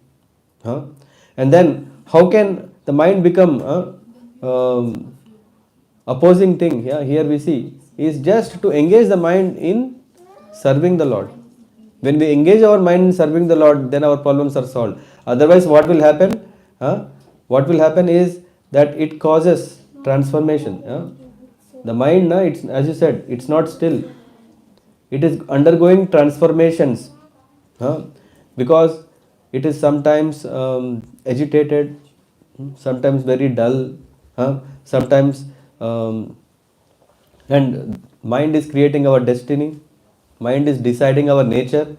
If he is very angry, I know that he is affected by rajogun.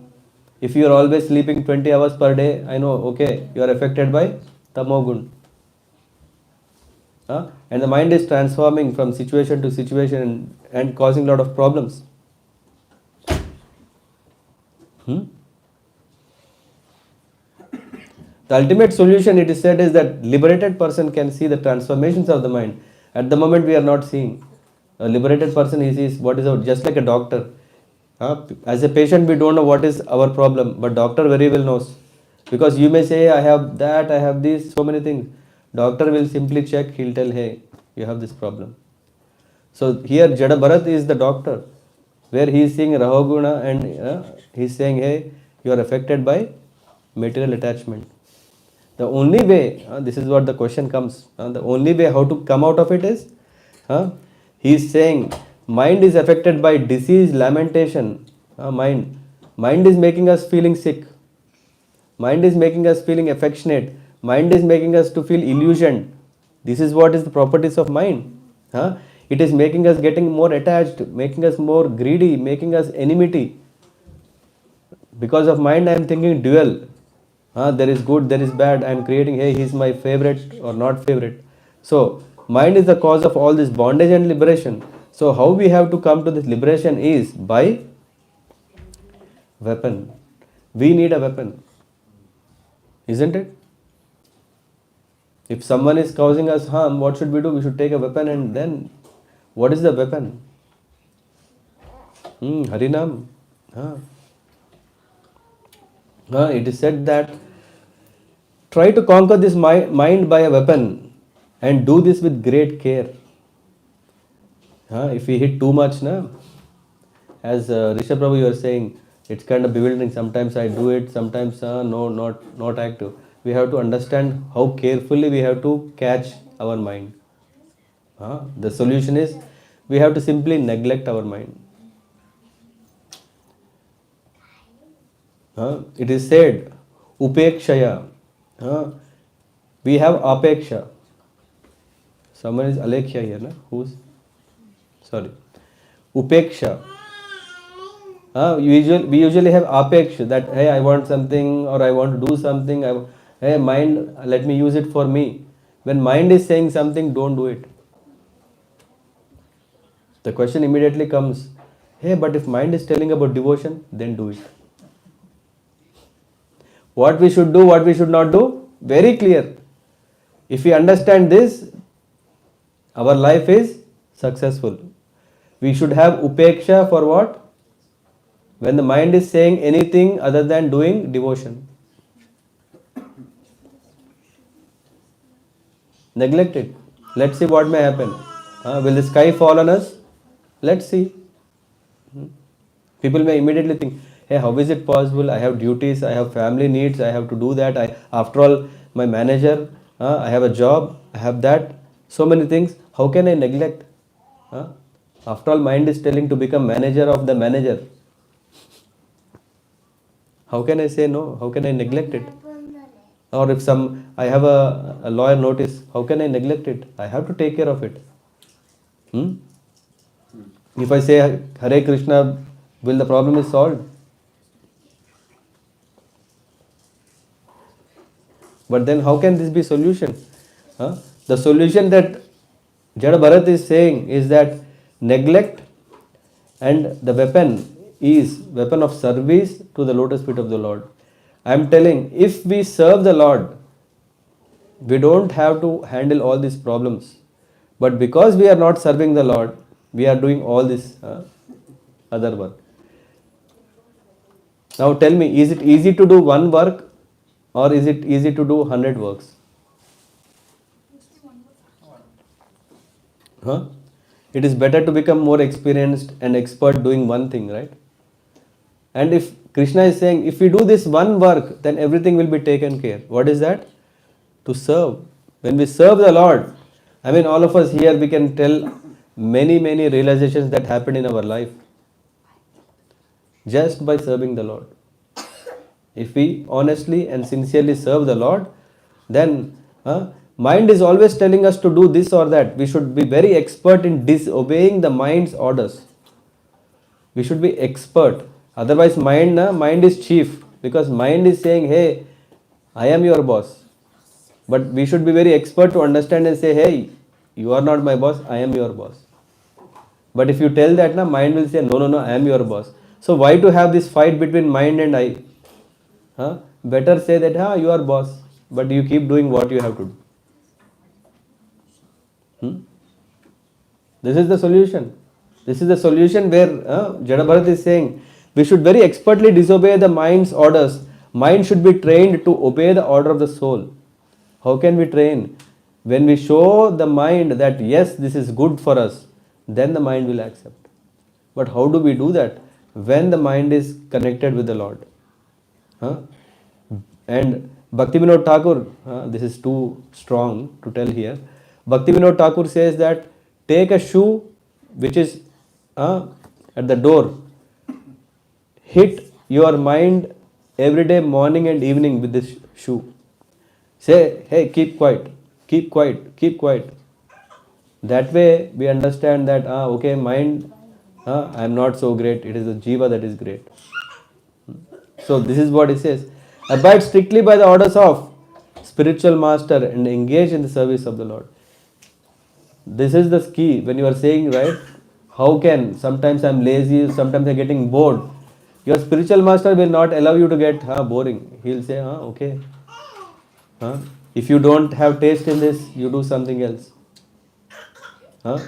Spiritual master very expertly engages in the service of the Lord. This is what we read in the Gurvashtakam, right? He knows very well how a disciple, how a devotee can engage in the service of the Lord to the best. So here the slok itself is saying that this uncontrolled mind is the greatest enemy of the living entity. If one neglects it or gives it a chance, if you neglect mind or gives it a chance, it will grow more and more powerful and will become victorious. Although it is not factual, it is very strong. It covers the constitutional position of the soul. We tend to believe that mind and soul are same. That itself is illusion. We are not able to see that mind is different and soul is different. And then what to do? O king, please try to conquer this mind by the weapon of service to the lotus feet of the spiritual master and the supreme personality of Godhead. Do this with great care. This is what he said. Yes. And what if I realize by time that my own service is not that strong and pure enough to win over the mind? Because I'm failing again and again, even after serving as Max said. Yeah, seek blessings from the spiritual master. This is what he is saying. We have to go saying, and this is our approach. We go to the spiritual master and say, hey, I am a fool. I didn't understand this all Gnan that Jada Bharat is telling me. What should I do?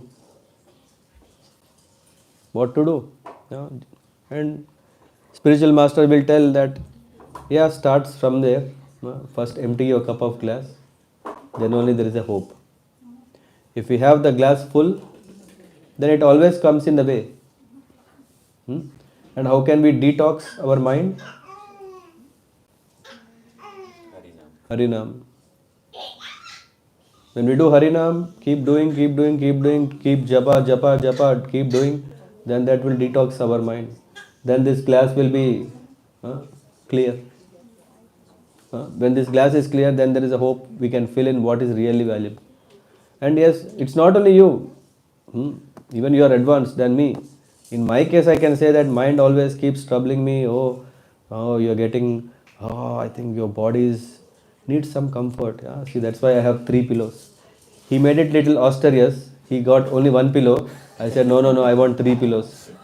I was scared because 1 pillow, I would be like this and sleeping. So, to save myself, I have 3 pillows. See?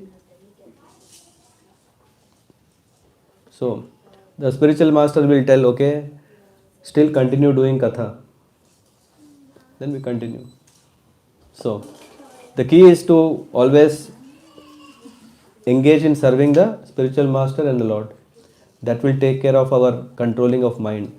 And whenever mind is asking something, then what we should do? Okay, I will give you. This is what Haridas Thakur did. When this prostitute came and because the Muslim king, what do we call him? Hussein Shah, not Shahenshah.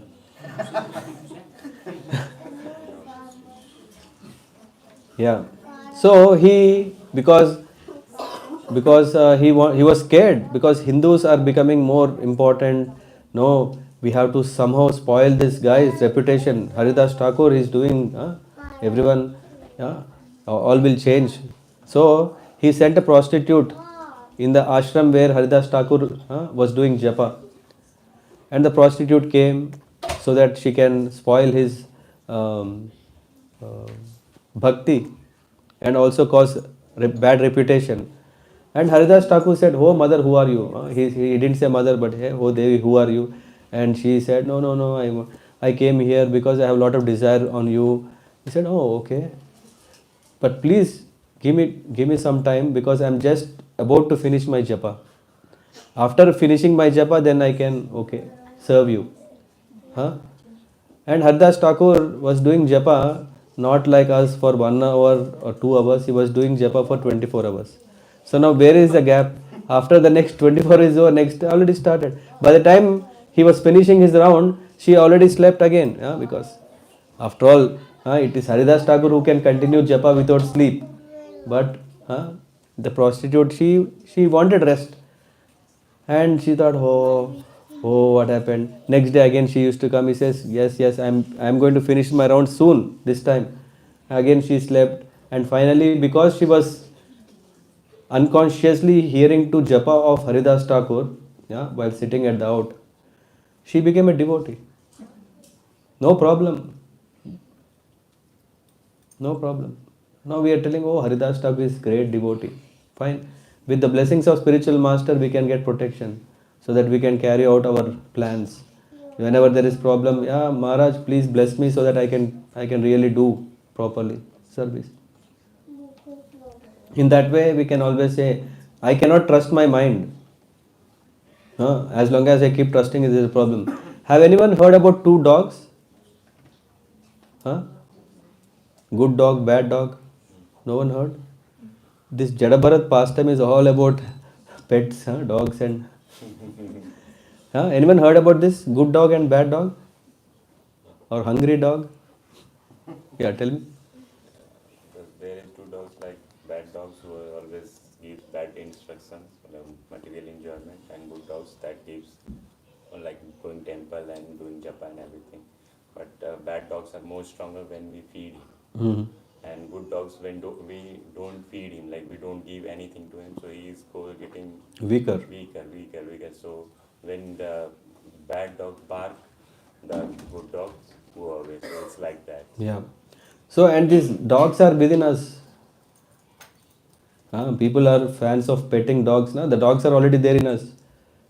These dogs, these dogs are so like demanding. The good dog is demanding to do good and bad dog is demanding to do bad. And now what are we going to do? The bad dog, both are demanding. Now if you say, hey, bad dog, I am not going to serve you, this bad dog is more barking. And it's saying, hey, no, no, no. And it becomes more disturbing. As you said, no, mind is disturbing and all. This bad dog is disturbing us to do our job. So better we do what is? As long as possible, we will not entertain this bad dog. If it is really, really troubling us, we pray to the Lord and say, okay, small one biscuit, I'll. Huh? Not always enthusiastically, hey, eat, eat. Not throwing biscuit after biscuit to this dog. Then what will happen? Huh? Good dog will become very lean. And the good dog voice we cannot hear. What we can hear? The dog which is strong. Only that voice we can hear. Isn't it? But when this bad dog is becoming weak and weak and weak, which voice can we hear? Good dog. We end it there. Srila Prabhupada ki Jai. Hare Krishna. I think it's already way, way long. You gave me 2 hours, no? Yes. I think I did it. Hare Krishna. Hare Krishna. His Grace Rama Prabhu ki Jai. Srila Prabhupada ki Jai. By the way, if you have any questions, don't worry. These will be there always because we are in this world. We are in this. But most important is to understand this with open mind because the mind is our enemy. But mind is also our friend. So let's see how we can do it by taking this last verse that Jada Bharat, what did he say? Engage the mind. What is the weapon to be used? By neglecting the mind if it is not demanding for devotion. But rather engaging the mind in what? In serving the spiritual master and the Lord. If we do this very patiently with some tolerance, of course, we cannot say, hey, I have chanted 16 rounds today. I am not getting this understanding. It will take little time because the sin, our purity also matters. When we are doing japa, there should also be some purity. What is our strength? Purity is our strength. When we don't bring purity, how can we be strong? Yes, Prabhu. So, for example, I can talk for myself. My japa doesn't have that quality of purity. So, if I listen, when I'm doing japa, or not even japa time in general, as you said, if I keep Prabhupada japa on, what effect that can make? Like how this prostitute got transformed with Haridas Thakur. So, can I imagine that? You can do that when you are not doing japa, right? So, I have seen so many, even Maharajas, what they do is they put Prabhupada japa, and when they are hearing, but the focus is we should still, though that Prabhupada japa is in the background, we should still focus on hearing to our own japa. Of course, when you are not doing japa, you can play anyway, you can hear. But it is said that we have to attentively hear to our own japa. I am not fan of some imaginations. I am more fan of actually hearing what I say as it is. When I am saying Hare Krishna, I really want to hear Hare Krishna. No imagining anything else. But for some it may work, for some it may not work. Find your way so that you are having a proper quality japa. For you, you may have some other way. I was just connecting with the point of this prostitute that you said this prostitute got transformed. She was not doing any japa. She just was listening to Haridas Thakur. So if I just listen to Srila Prabhupada japa all the time and doing my minimum rounds, would that make a transformation? Yeah, it will definitely have its effect. Why not? Because we are hearing not just... we cannot say it's a recording. I remember Kadamkanan Maharaj says that there is no difference between a recording and the actual voice. When we are talking about transcendental voice, when Prabhupada we are hearing, it has its spiritual potency in it. So when we are hearing, it will definitely do good. There is nothing harm. As long as you are able to still focus on your japa. As I said, inattentive chanting cannot be entertained. We cannot simply say, hey, okay, when we are, I mean, when I do, when I'm doing, I'm also hearing Kadam Kanan Maharaj Kirtan or something. But I'm still making sure that I am still hearing to what I am saying. Hmm? Because maybe in this background, if that kirtan or that japa is not there, maybe mind could go even more away. So I'm trying to find a way for me that works so that I can still hear to my own japa as good as possible. And can we do japa during lecture, like listening to lecture? Yesterday I think we said na about it. What did we say? Yesterday we already spoke about it. Did you approve or did you reject it? Who am I to approve and reject? I can only say what should be done. Okay, so what did you say? I don't remember. How can you focus in two things at the same time? Tell me. For me, it's very difficult. To focus on one thing itself is difficult. How can we, when two things are happening, how can we focus on one thing? So when I'm talking to you, if you're not here, how can you hear? So it's not recommended at all. Unless you are, unless you have 100% absorption, what we are talking, what we are doing. I think it's not. It is said that in Telugu there is a Gangi Govu Palu Garitadaina Chalu. There is a saying that a pure cow's milk, even if it is 1 spoon, has more value than a pot full of donkey milk.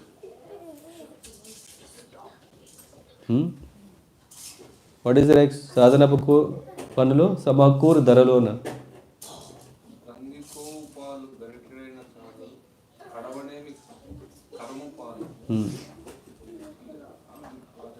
Yeah. So we have to understand that it is very important what we do, even if it is that, and that mind is already creating a lot of problems, right? To do one thing itself is difficult. When we have two things, more difficult. So you just try. If you can do two things together, like our Alexei Prabhu, why not do it? For him, it's working. That is our hope that it may work for us.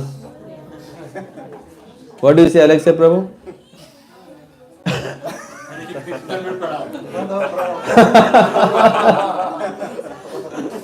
See, because I didn't succeed, so I cannot say, but he succeeded, he can say. So what I understood, listening to Japa or Prabhupada and chanting is still okay, but doing lecture and... As I said, if you are able to focus still on Japa, do it. Now it's you have to check it. For him it worked, for you it works, for me it may not work. Yes? The same question asked by Srila Prabhupada disciples. Prabhupada, when we are chanting Hare Krishna mantra, we would like to hear your chanting. Prabhupada told that no, you should focus on your chanting. I'm happy that, yeah. Hare Krishna. Silence. Srila Prabhupada disciples asked Srila Prabhupada one time, Prabhupada, while we are chanting Hare Krishna, shall we hear your chanting? Srila Prabhupada recommended that please try to listen your chanting instead of my chanting. So from on that one, all of the devotees are all sannyasis and Guru Maharaj are saying that please try to listen your chanting instead of yes, Srila Prabhupada chanting has a lot of potential, but still we have to hear our chanting. If you don't hear, how do you know that you are doing properly? No, I'm just asking. How do you know that? What is the guarantee that you are doing properly when you cannot hear yourself?